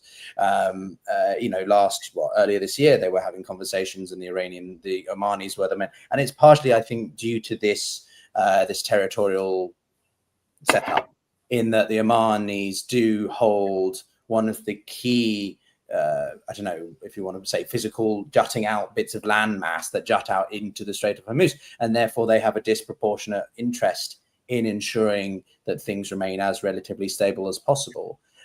Equally, you know, this section of Oman is not directly attached to Oman. No, it's an enclave. It's a fascinating.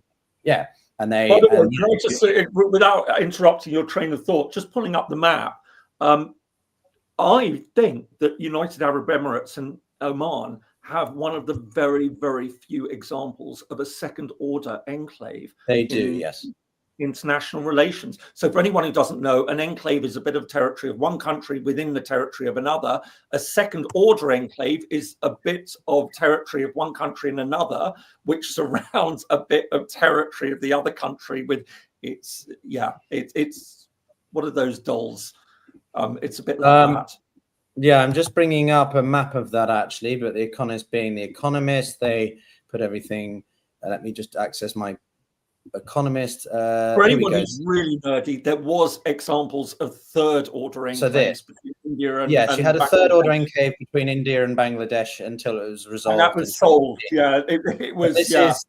This is the Strait of Hormuz. So you have the Gulf of Oman here, but this section, so this part here is mainland Oman. Then you have to, if you want to go because you work or you have a holiday home or whatever it may be, you have to go through, and then you're in UAE. But if you're working in Madhan, you have to go through again. But if you work in Nawal, you have to go through two different borders every time. So the point I'm making from a geographic perspective more is simply that Oman has this landmass, which is incredibly strategically important for managing the, maritime security and access in this area. And, we can go back to the other image to show you where the shipping lanes are.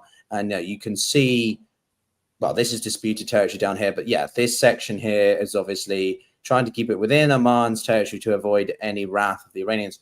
But that is the complexity that we're talking about in this tiny section of the broader, Middle East and stuff like that. So if the Iranians are going to try to leverage that in some way, it would be more complicated for the Americans or the international community or whoever it may be to deal with, because the spillover effect to other neighboring third-party neutral states would be certainly likely.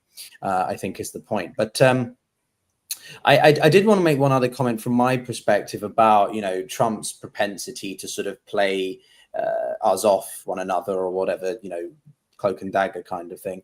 I personally think that regardless of whether the United States has done its own military operations for now, the Israelis are going to continue doing stuff.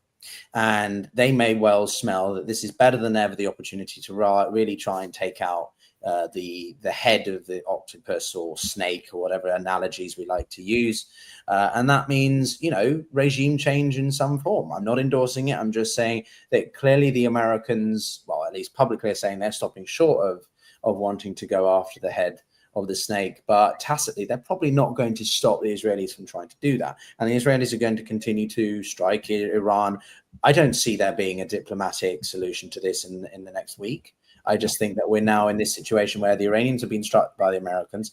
They don't have much response to the ongoing aerial campaigns by the Israelis.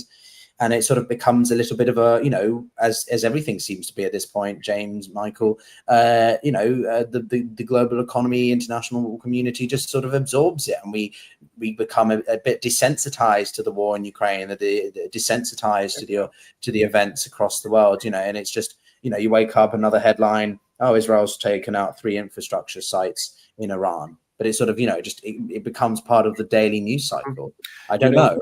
Do you know what I mean? I forget which insane, unhinged member of the Knesset had said this a couple of weeks ago, but it was something to the effect of, and I'm paraphrasing, we are committing genocide against the Palestinians on a daily basis, and no one is saying anything about it anymore. Something to that measure, which, if you see children burned alive and shredded by missile attacks, and you just continue scrolling, then you'll be desensitized to anything.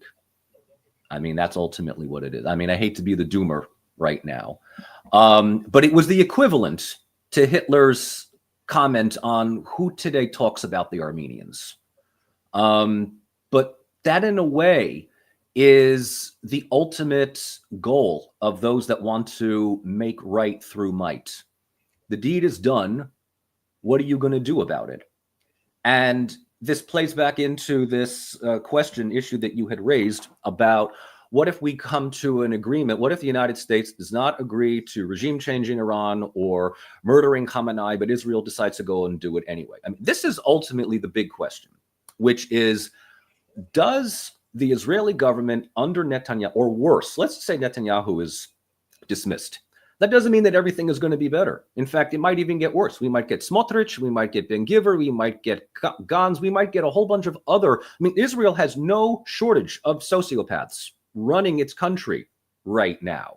And that, I think, is the biggest issue. Netanyahu is doing what he's doing because he's holding on to power. And what better way of holding on to power than to get the United States into a protracted war with an ideological enemy that it has sworn to destroy since 1979. So the question that the answer to the question that I don't know, and I don't think that any of us know, is that what is the real dynamic relationship now between the Israeli government and that of the United States? We like to think that the two countries march in absolute fundamental lockstep. And when there is agreement between the White House and Netanyahu, it's all over the news that the countries are working in absolute tandem.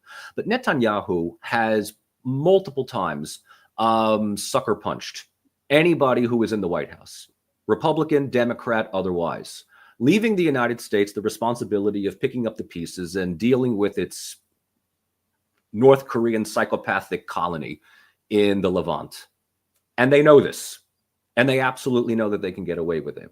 And so my big concern is whether Israel will continue to exacerbate security dilemmas in the region solely because they know that the United States is committed. In which case, the only way that we can break this cycle, the only way that this trauma bond can be broken, is if officials within the United States definitively say to Israel, after a certain point, if an agreement is reached with Iran or something else, you're on your own. We can't stop you from doing what it is that you're going to do, but no military help, no diplomatic cover at the UN, and the one that will really get them, no more military economic. So, Michael, just to share some news, because I'm monitoring. I know James absolutely loves X, but I am monitoring X because it does still seem to be the platform that provides, updates. the foreign minister of Iran has stated that, quote, the enemy's requests for Iran to return to diplomacy are irrelevant now. Yeah. The door to diplomacy is definitely closed. So quite clearly the Iranians are done. They're not going to be, trying to get an off ramp or feel that they are. They are, I think, understandably from their perspective, doubling down and will not be backing out of using some form of military action or kinetic action, even if it's just to be as a deterrent, not because they actually want to go to war with the Americans or something. But yeah, I think it's, for everyone asking what comes next, I think it's quite simple. The Iranians are going to do as much as they think they can get away with. The playbook that they have used for much of the past 40, 45 years, and see where they can turn the pressure up without incurring the wrath of the US again. All the meanwhile, Israel will continue to strike. The Israelis are quite clearly invested in this to the extent that they've done this. The bigger deal is, to your point, Michael, and James, maybe if you want to comment on this, is to what extent will other countries get behind Israel's continued campaign, right? The Israelis are running low on interceptor missiles. They are, $2 to $3 million a piece. And they are more complicated to design and produce than simple ballistic missiles, because they have to be capable of intercepting ballistic missiles in defense, in air defense systems. So the Israelis are definitely going to have to ensure that they can get sustained supplies from America. I don't think the Americans will be cutting them off, but I do think you're going to see a more antipathic sentiment across Europe for sure. So, I mean, my sense in all of this is that I'm not surprised that Iran is going to say that it's not going to negotiate. I mean, that much is clear. I think that there are all sorts of reasons for it. I think it's very understandable that a country would say that after it's taken a very big hit like this. It looks then like it's capitulating. I think my sense is that we will see Europeans working to try and engage with the Iranians and say, how can we get back to talks? I think it'll be very interesting to see then how the United States under Trump would set the agenda for any return to talks.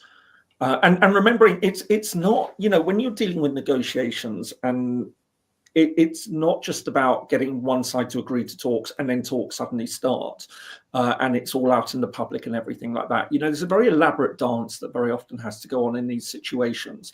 A lot is done behind the scenes. A lot is done with go-betweens that sound out to try and say, look, if we do this, what will be your response to this? So, as I say, that very often when you see negotiations, 90% of the work has already been done. This is really, really important. So it's not the fact that Iran is saying it won't have negotiations now, which is the thing, which worries me, because I would find it very, very odd if Iran suddenly said, yeah, we're going to have negotiations, because then it looks like it's defeated. And culturally and regionally, very often you have to remember that, when you're talking about these countries, it's not just that they don't want to look weak because they've been defeated by Israel and the United States, but they don't want to look weak in front of their neighbors as well, for all sorts of security reasons. Yeah. So I think that my focus now, and as somebody who works on peace processes, this is where I'm most interested to see where things are going to go. I suspect that the Europeans will do their best now to try and engage with the Iranians and say, look, you know what can we do? How can we act as a go-between? What other countries might be able to do exactly the same? I think, the point was brought up about Oman. Oman has been acting as a good faith international broker on this. A lot will also depend on, I think the Iranians also need to be given the face saving that Israel is going to stop its bombing. So you might well find that, Israel will want to continue to hammer home the point. But is there a chance that it will be persuaded to stop within a few days or something like that? And I mean, you can tell it's incredibly complex. There's all sorts of different moving parts that are going to be engaged in all of this. I think in terms of the big Iranian response that everyone's worried about, I would tend to agree that, I mean, you know, we live in complex times, you never say never and all the rest of it. But I would tend to think that it's a combination that Iran will want to be careful as to what that retaliation is. And I'm not entirely sure that it has the capabilities to carry out a major retaliation in any case. And the thing that just keeps coming to my mind is the assassination of Solommani a few years ago. This was the most senior Iranian military figure. I mean, he was touted as being the, you know... Well, he was the architect of the entire proxy system.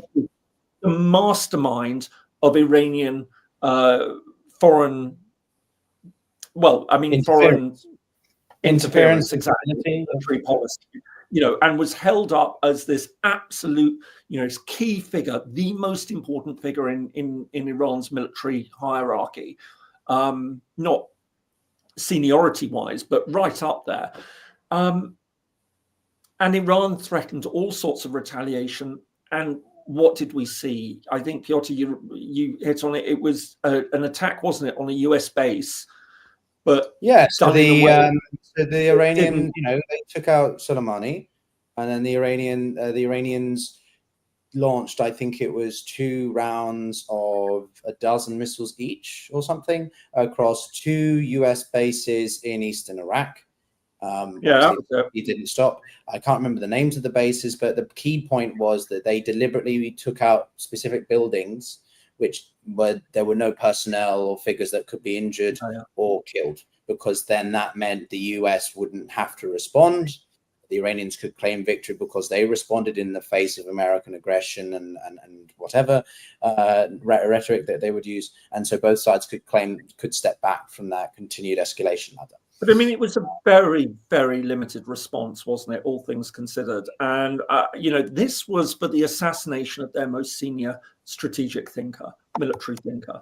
Yes. You know, the person was held up, as we were saying, as being absolute linchpin of their entire strategy.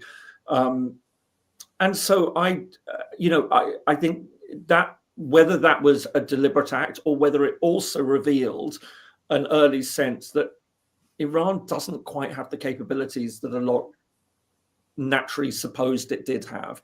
And if you then take that with the weakening that we've seen with Hezbollah, what we've seen happen with Hamas, Houthis remain a pretty significant force.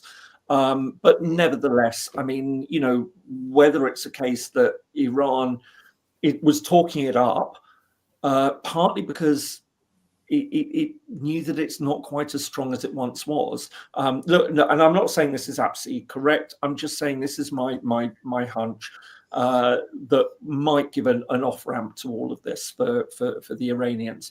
I think, and to bring it back just briefly on the question of regime change, I think, you know, as we've discussed, I mean, the idea is, you know, it might happen, but it's not going to be something that's brought about. It's going to have to happen from within. So whether it's a case that Israel and the United States wait around for that and just continue bombing Iran, you know, indefinitely waiting for that to happen, or whether it now becomes in their interest as well. But what is that center ground? I mean, used to technical terminology.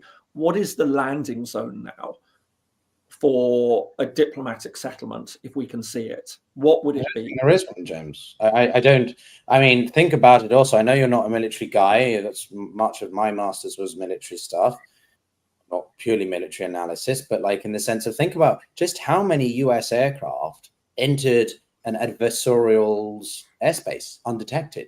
That is a showcase of strike capability. That is I know, absolutely. In itself, right? The Americans don't need to do anything offensive to have a deterrent, just their ability to enter Iranian airspace with no intervention whatsoever, no response from the Iranians at all, is a huge blow in the face to the Russians, to the Chinese, to the North Koreans. You know, people in the comments asking, are the North Koreans going to help with the Iranian nuclear program? Quite possibly. How are they going to do it? It's not exactly next door. It's not going to be easy to do that. We knew quite early on the North Koreans were in Kursk fighting the Ukrainians. And so if the North Koreans are going to start helping the Iranians with a nuclear weapon, I can tell you the Americans will ramp up their military action again. And if they can enter Iranian airspace that easily, well, can they do the same with the North Koreans? I'm not saying that's going to happen, but this is the domino effect that can quickly happen, right? North Korea and Iran are arguably the most isolated states, pariah states. Russia is a bit more integrated because of China's reliance on it and stuff. But I do wonder where this goes from a sort of spillover effect outside of the Middle East. Yeah, so, sure. But again, let's think a little bit then to say, all right, so we know that there could be a continuation of military, but if we're talking about some sort of diplomatic settlement now, so the landing zone, so to speak, of it would be, if you were to, well, the positions would be that I think, United States and Israel would prefer regime change. That's not going to happen. So let's just push that. Or it might happen, but it's not going to be something that they can control at the moment. So the maximalist position would be a peace treaty with Iran and Israel. I think that would be in their thinking. Now, a lot of people will immediately say, well, that's not going to happen. All right. So if we can say that is the furthest extent of a diplomatic agreement. At the other end, the minimum that is going to be accepted is for Iran to accept that it's not going to have a nuclear program. So it's somewhere, what we're talking about is somewhere between those two ends. Iran is obviously going to want to say, right, okay, we want to continue our nuclear program. That's not going to happen. So it's going to have to accept at the minimum a loss of program. What more could it be willing to give in? So then you start to get into all sorts of other areas, and we can talk about carrots and sticks. We can talk about it's exhausted, isn't it? But the Iranians could also be turning around and saying, all right, look, we know you. What is it essentially that the Iranians could say, right, okay, what's the minimum they want to give away? Well, it would probably be an acceptance of the loss of the nuclear program. But in return for that, what else could they gain? It would be lifting of sanctions would be a very obvious one that they would be trying to push for. They're not going to go all the way of the peace treaty. So I think my point is that instead of, it really is worth thinking a little bit about what are the next steps? What are the things that international parties would be looking for? How would they be looking to frame it? What would be the particular outcomes that we could be looking at? How would they potentially get there? Who would be the parties that would do this? What would be the face-saving mechanisms in order to do this? And this is all the stuff that I would hope and I would think is going to be going on in various foreign ministries. Try and start thinking about, right, okay, because it's no point just saying, let's try and have talks. You need to get down. And, I say this as somebody who's been in a process like that. I've seen it firsthand. You have to think details, and you have to think all the details. How realistic is it to think details, James? I just don't think anything's going to change. Nothing's going to happen. Israel's going to continue hitting Iran. They're going to keep hitting Israel when they can. They're going to do something else somewhere to sort of show that they. You've got to start the thinking. What else is going to change in the short term? You've got to start the thinking, because if you're serious about trying to stop this, then if you're not doing the thinking, then you also can't present plans to. But the door is closed. Presenting plans to the United States. It's also getting Israel on board and saying, listen, Israel, what is it that you want? And I fully accept, by the way, at this point that we could very well be dealing with a Netanyahu who just simply is not. But that's my point. How can, and Michael, I'm sure you're going to want to push this, but you've got the most ultra-nationalist government in Israel's history. They have no interest in listening to the United States, not that they did anyway. And anyway, to Michael's point, they do largely influence America, I think, more than the other way around. The Iranians are not interested in any diplomatic. The door's closed. So I just don't see. I don't think that we can say that the Iranians aren't interested in the diplomatic settlement. They're saying at the moment. They're not interested in negotiations under the current situation. No. They're not going to be dealing with an Israel that is given carte blanche by the United States. So we're dealing with. The point is, I mean, Michael, but I think let's just, as I say, sort of say this in just simple terms of strategic thinking and how would the parties respond?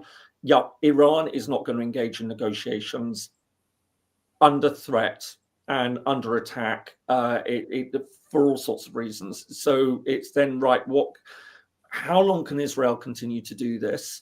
Does it have the capability? Again, I'm not a military person to know what capabilities Israel has to be able to continue this indefinitely. One would imagine it doesn't. So, as I say, I can comment on that quickly if go you on. want. Yeah. No, I mean, look, the Israelis have the capacity to sustain this for a good few weeks. It's quite clear to me from some of the Israeli officials that I've spoken to, contacts that I have, in the intelligence circles. I'm not like some big wig in Israel, don't get me wrong. They've been planning this for a long time. When Trump won in November, Netanyahu made it clear to his, subordinates in a circle that they wanted to do this. They wanted to go after Iran, and they knew that Trump would not at least stop them or get in their way. And if anything, ideally would get involved, as we've now seen. So they've been planning this stockpiling development. And also keep in mind that they still are on the receiving end of $4 billion a year, more or less. So they'll do this until the gravy train runs out. Pretty much. So don't say that they can do this for a few more weeks. I think the biggest... They'll run out. They will run to Huckabee, who is the American ambassador, who thinks that we're doing Jesus's work. Because the worst types of Zionists are the evangelical Christian Zionists who think that we're doing God's work by taking the war to Iran. He doesn't even call them occupied terror. He refers to the whole region as Judea and Samaria. I mean, so this is like that guy in Sunday school that you were like, he might become a weirdo when he grows up. Guess what? He did. So Netanyahu is going to be one of those people. Look, we got three entities right now. We got Iran, Israel, the United States. All are some type of narcissistic personality disorder. Iran is malignant narcissist. Israel is pathological narcissist, and Trump and the United States are collapsing narcissists. Neither three are going to back down until they absolutely have to. So any talk of a negotiated situation by Iran can come if and only if Israel is muzzled. And the only country to do that is the United States. And then ask yourself, is that going to happen? It won't. It could. It could. If Trump's situation becomes too untenable, I personally think if there is too much blowback from him in the US, which we're seeing from certain people, as I said, the Laura Loomers who are ideologues of him and worshippers, they'll stay with him no matter what. But there are plenty of MAGAs who are pissed that the US is now in another conflict when Trump said he would not only be peacemaker, but also pull out forever wars.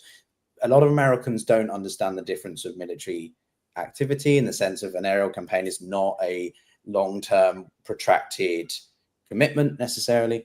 But his base is going to be on, cross. And I think that if Trump starts to smell the roses in that regard, then that could be the one thing that begins to make him be like, all right, Israel, you've done enough. We need to sort this out now, or something else. I think another event somewhere else, Ukraine, something happens down there. Something happens with Taiwan, Iran. The US is like, okay, we want to refocus our efforts to the Chinese and Asia, because at the end of the day, that's Trump's priority number one, at least foreign policy wise. So I do think that they could come to a point, but I don't see that for a good few weeks.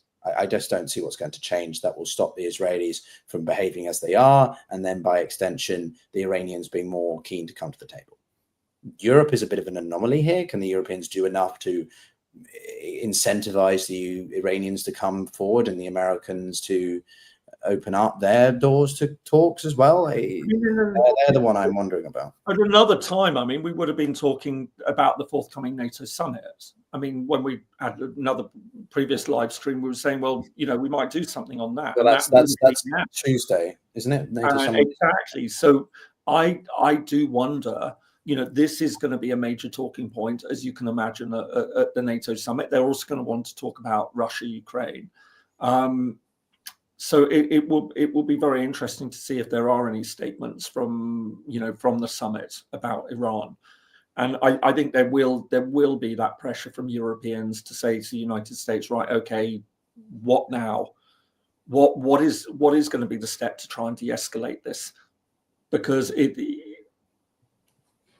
it's incredibly worrying to see this.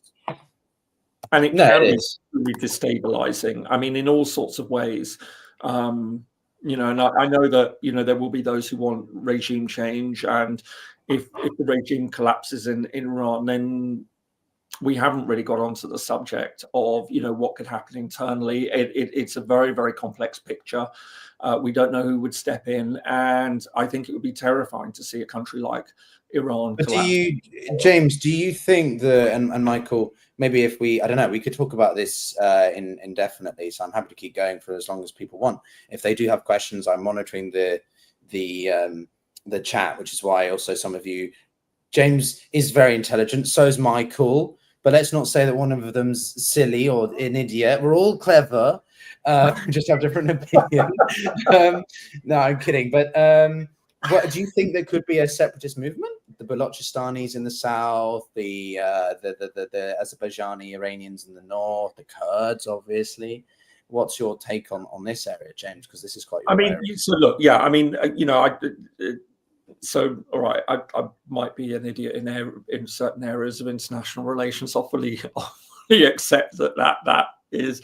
But on secession, this is, you know, for anyone who knows, this is absolutely the area that I've worked on. So look, I mean,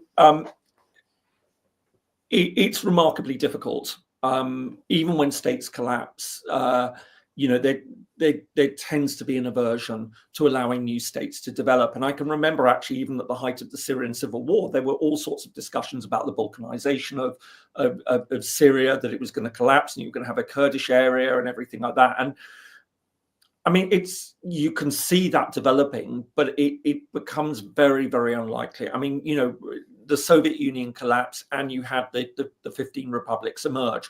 Those were internationally accepted internal boundaries, which were then recognized as state boundaries when the republics became independent.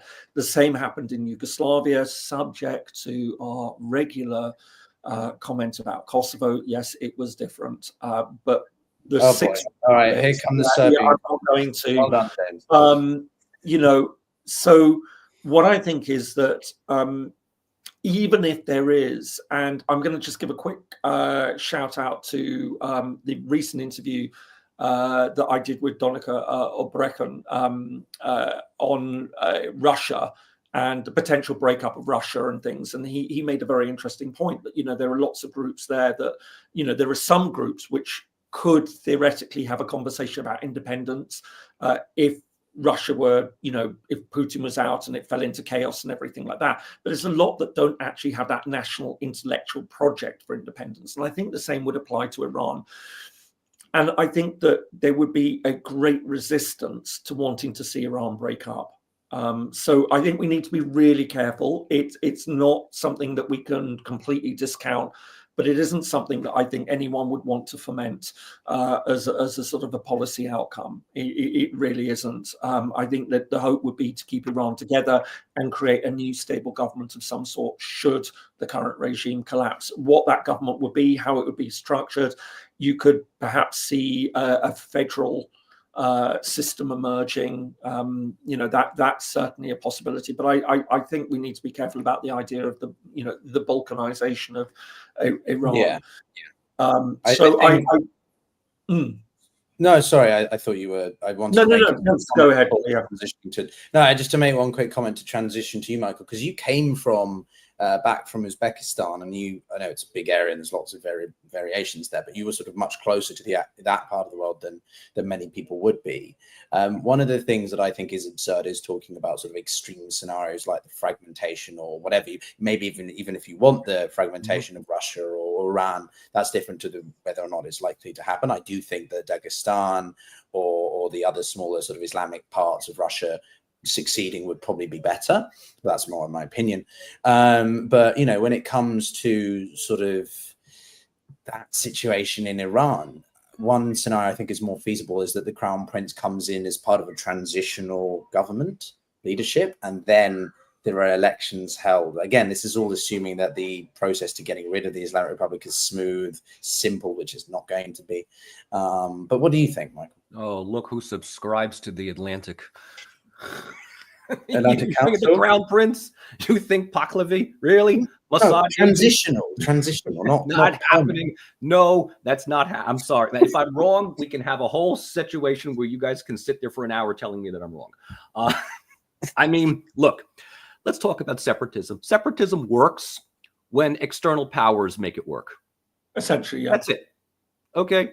And I really take issue with the term balkanization, because balkanization happens. I say fragmentation. Well, but we like to use balkanization because, you know, it's sort of a subset of you know, Orientalist vocabulary. Look, when Balkan people are left to their own devices, you know what they end up doing? They don't break away; they unite. They just reunite under different borders, right? Are you sure? Yes, I'm absolutely sure. Left to their own devices, we would have, well, okay, on an ideal thing, left to their own devices, Yugoslavia would happen again. Yugoslavia's breakup did not happen because the people inside suddenly were like, oh, cool, Tito's dead. Let's form our own countries. Yeah, there were groups. To your point, James, there are groups in every society that can talk about secession. Yeah. They can't do anything about it. Kosovo, and let's just bring that up, only exists, albeit in disputed form, because of external support. That's it. Because of external support. And the reason why we have 15 post-Soviet republics and not dozens more is because separatist movements weren't able to gain international traction. So that doesn't presuppose that everybody is monoethnic within the country. Differences by language, by region, certainly abound.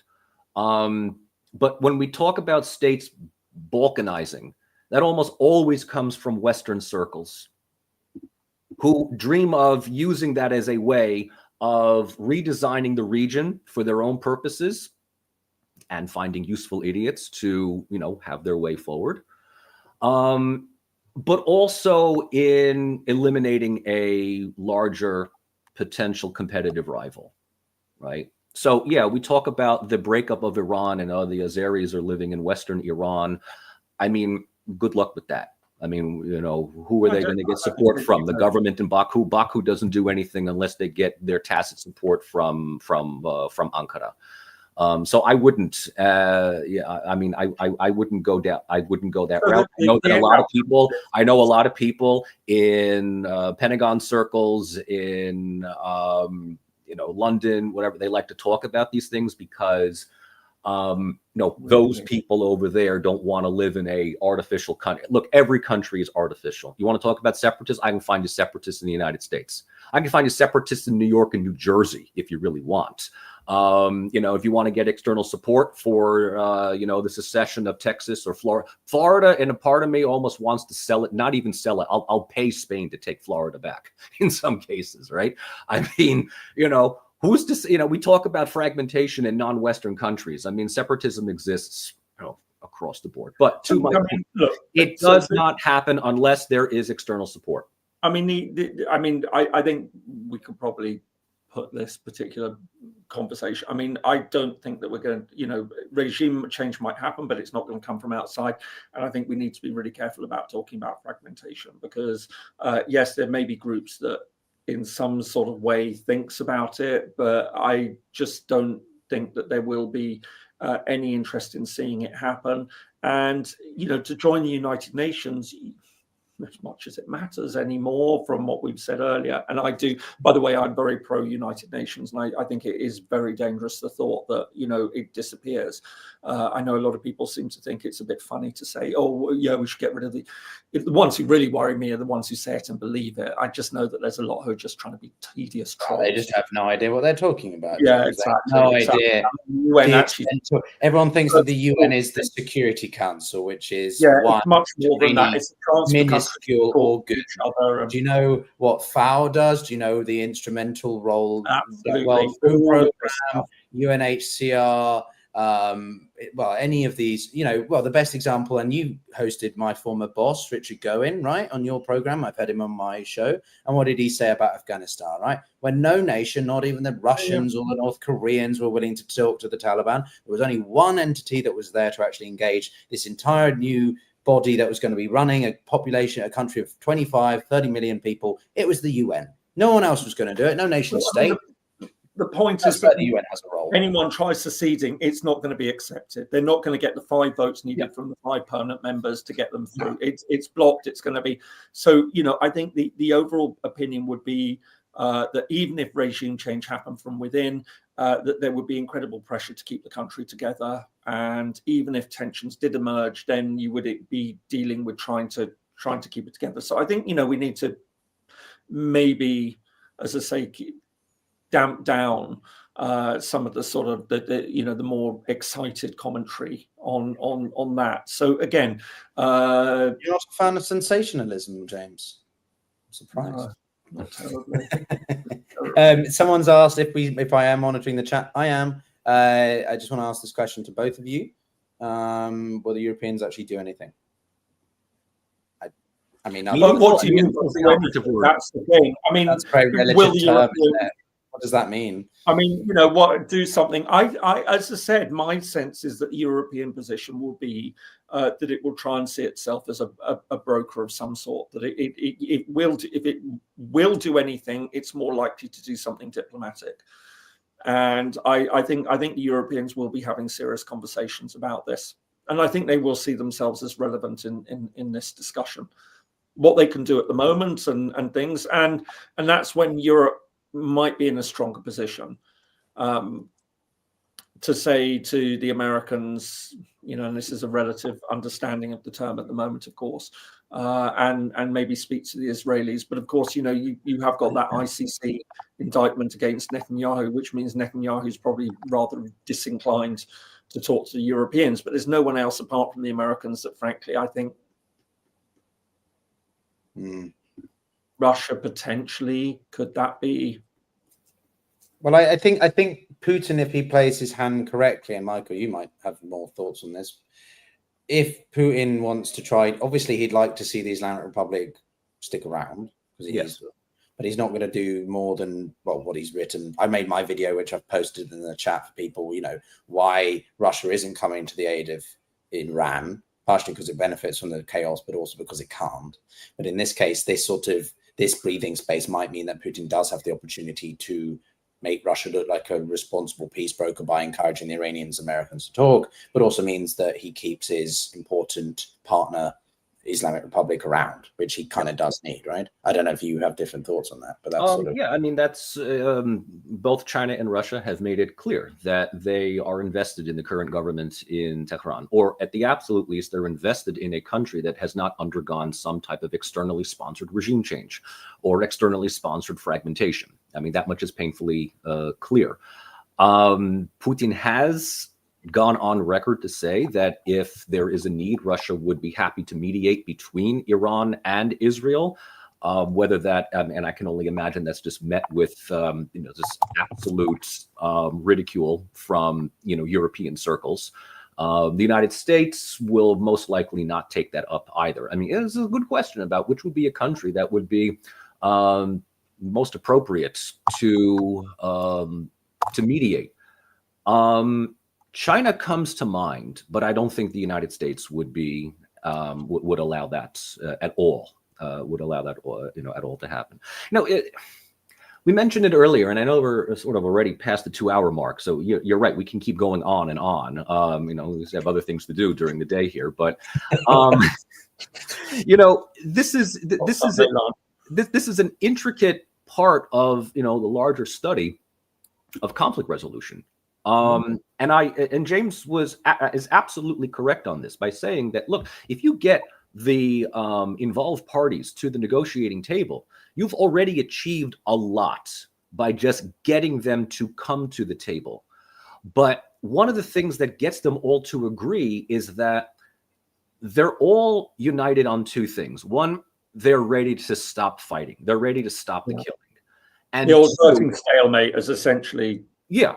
I mean, it's just that's the first thing. And a lot of times, the first thing that you do at the negotiating table is just that.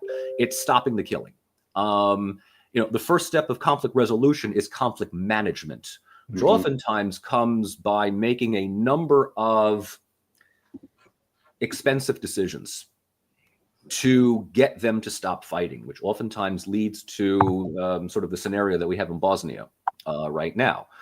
Internal fragmentation of a country that is sovereign. It's on the map. It's represented in the UN, but its internal cohesion is, you want to talk about enclave within enclave. I mean, that's Bosnia.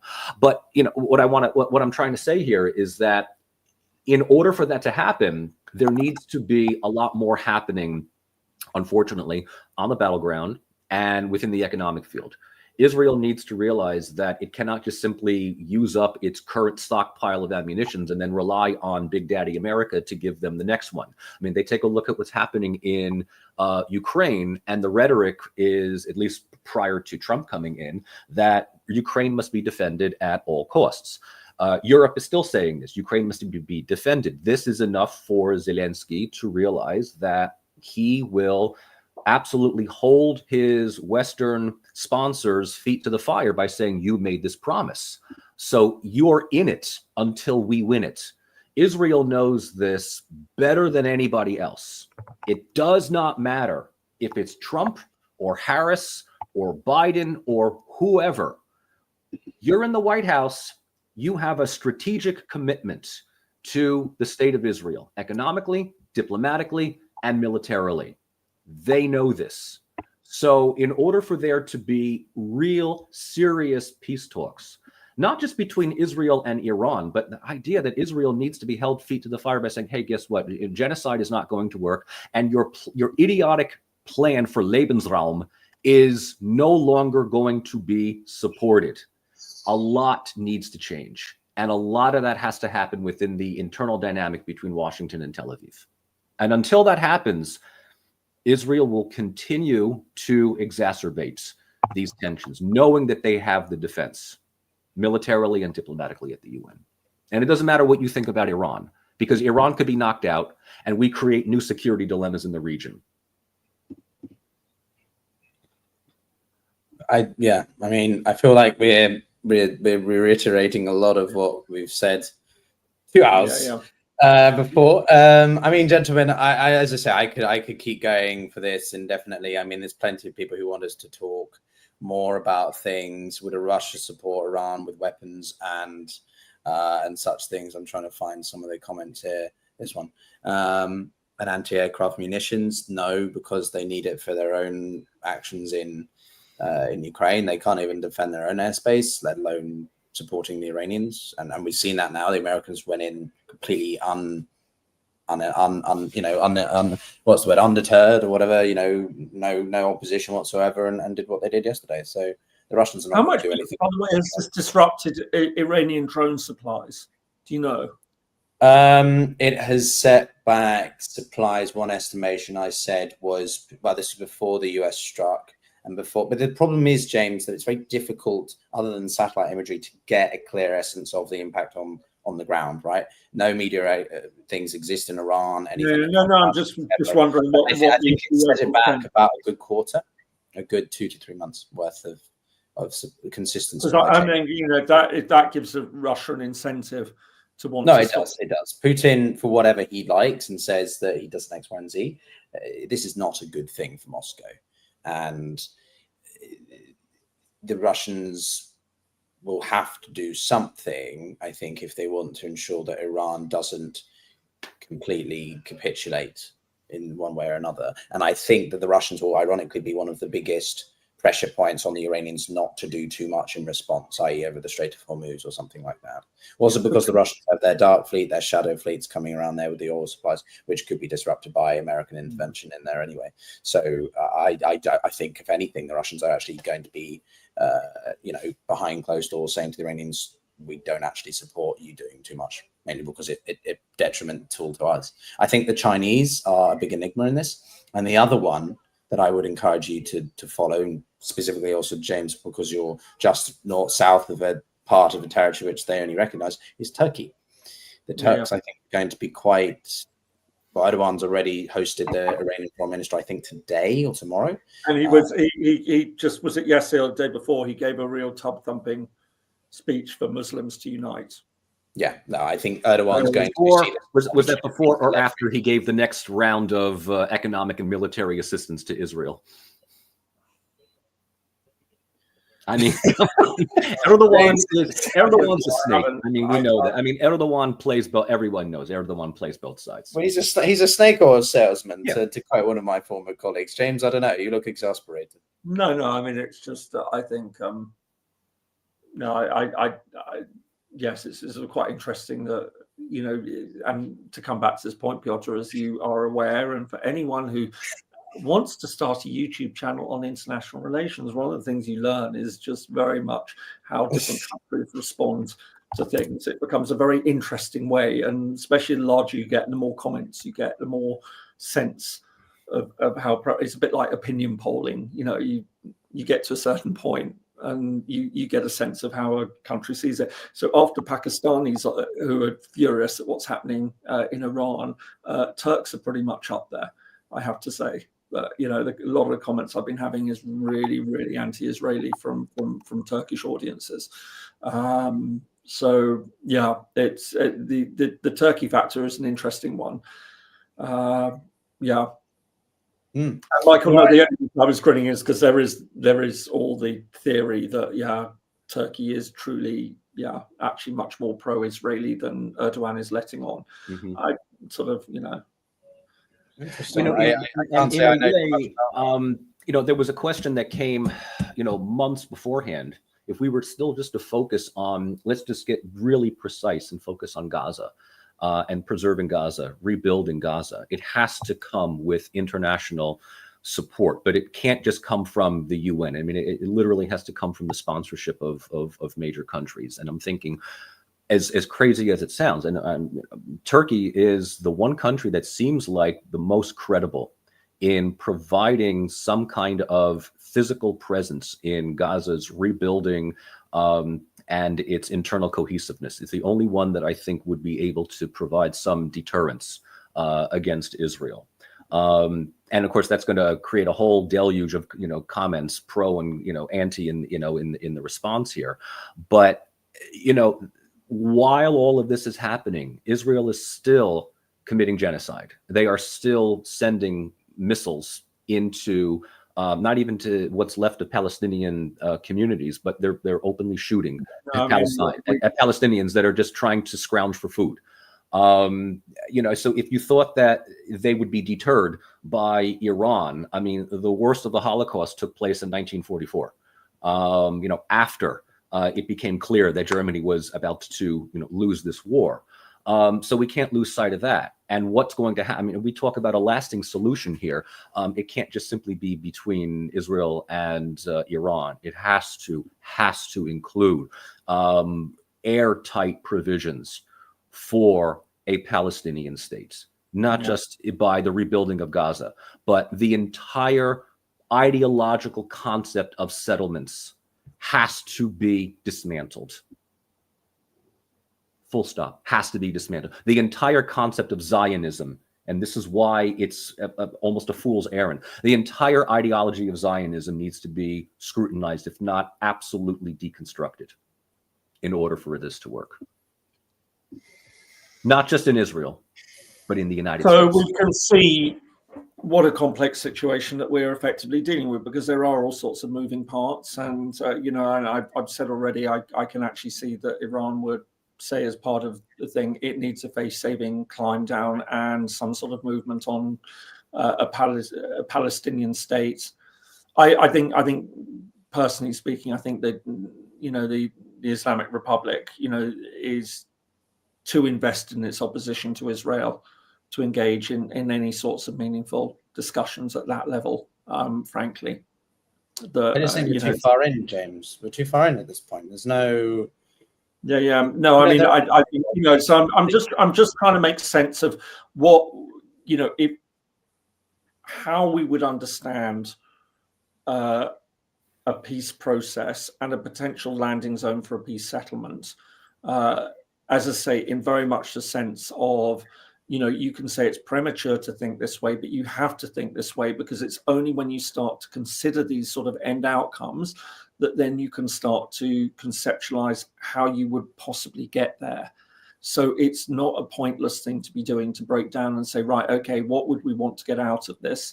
Well, this is feasible. That isn't feasible. But if we want to go for this, what would be the counter demand from the Israelis or the Iranians? You have to do all this sort of thinking to try and finesse some ideas that would get you towards that. So all of this is actually really useful. And then you have to do this sort of brainstorming of, if X, then Y, and then what Z or Z that would come out of all of this. So, I think, as I say, all of this will be thought about in a lot of detail. What might be possible, what might be the face-saving off-ramps, how do you create those linkages, or do you want to create those linkages between what's happening with Iran and what is happening in, Israel, Gaza, and of course the West Bank? Let's not forget that while there is all this attention on Gaza, that the International Court of Justice has quite clearly said that what Israel is doing in the West Bank is annexation. It's illegal. And I think we shouldn't lose sight of that. It is killing off a two-state solution, and Do you really think the two-state solution was ever really around anymore? Well, no, I mean, absolutely. But they're driving the final, they're making it finally. They're burying what was already dead. Yeah. I mean, absolutely. And that just means at that point, then you're starting to say, right, okay, what are the other elements of this? What does this mean then for Israel's relationship with the Arab states and making peace with them? But that's a whole other discussion, I suspect, for another time. Yeah, I mean, it kind of brings back to me, I think one of my final points is that regardless of how long this goes on and the extent to which the Americans are remaining directly or sort of kinetically involved instead of just, indirectly supporting Israel or whatever, there is going to be a lot of debate about what this does for international law. And the fact that we are seeing less and less states really declare war anymore, because it means they've got greater sort of ability to say, well, we didn't do anything. As I said before, and I know some people who are pro-Israel or the Israeli side will be like, well, you're holding Israel to standards that no one else is held to. That's often one of the counter arguments. But that doesn't negate the fact that the Israelis have been operating in a way that contradicts the core rules of international humanitarian law, principles of distinction, proportionality and precautions, prohibition of unnecessary suffering. All these things are, arguments that could legitimately be used to emphasize that what Israel has done against Iran in the first place is not justifiable. And now any of the global fallout, inflationary pressure, sustained new price levels that will impact everybody, particularly Europe, I think is going to suffer in the short to medium term of this, as in probably over the next few weeks. That comes at the hands of Israel's decision to move. But they feel that this is an existential crisis that they have to deal with because the Islamic Republic is a chaos agent or agent of chaos. So, but Michael, you can equally make the case against that. So, I don't know. I mean, we could go round. I mean, I think so. If we're to sum up, as well. I think no. I mean, I think let's sum up where it stands. It doesn't look like from where we can see that the military action is going to suddenly stop overnight. I don't think it's going to continue indefinitely, but it would seem that we're probably talking another week or 2 weeks. No, I think good more than that, James. I think it's going to go on. Okay. I do. I think we'll be talking about this on a weekly basis at this point. Yeah, we keep saying we're going to do this in 2 weeks, and then something else comes up. Yeah. So. Well, there'll be another escalation. My thing. I'm so look again. So my interest is in diplomacy of peace processes, how this works. I will be really, really interested to see how the NATO summit goes this week. And I think this is going to be very, very interesting to see what the European positions are going to be, and if they're, how they're going to frame this debate alongside everything that's going on with Russia, Ukraine as well, and whether anyone would be interested in a wager that Trump leaves that early, or shows up at all.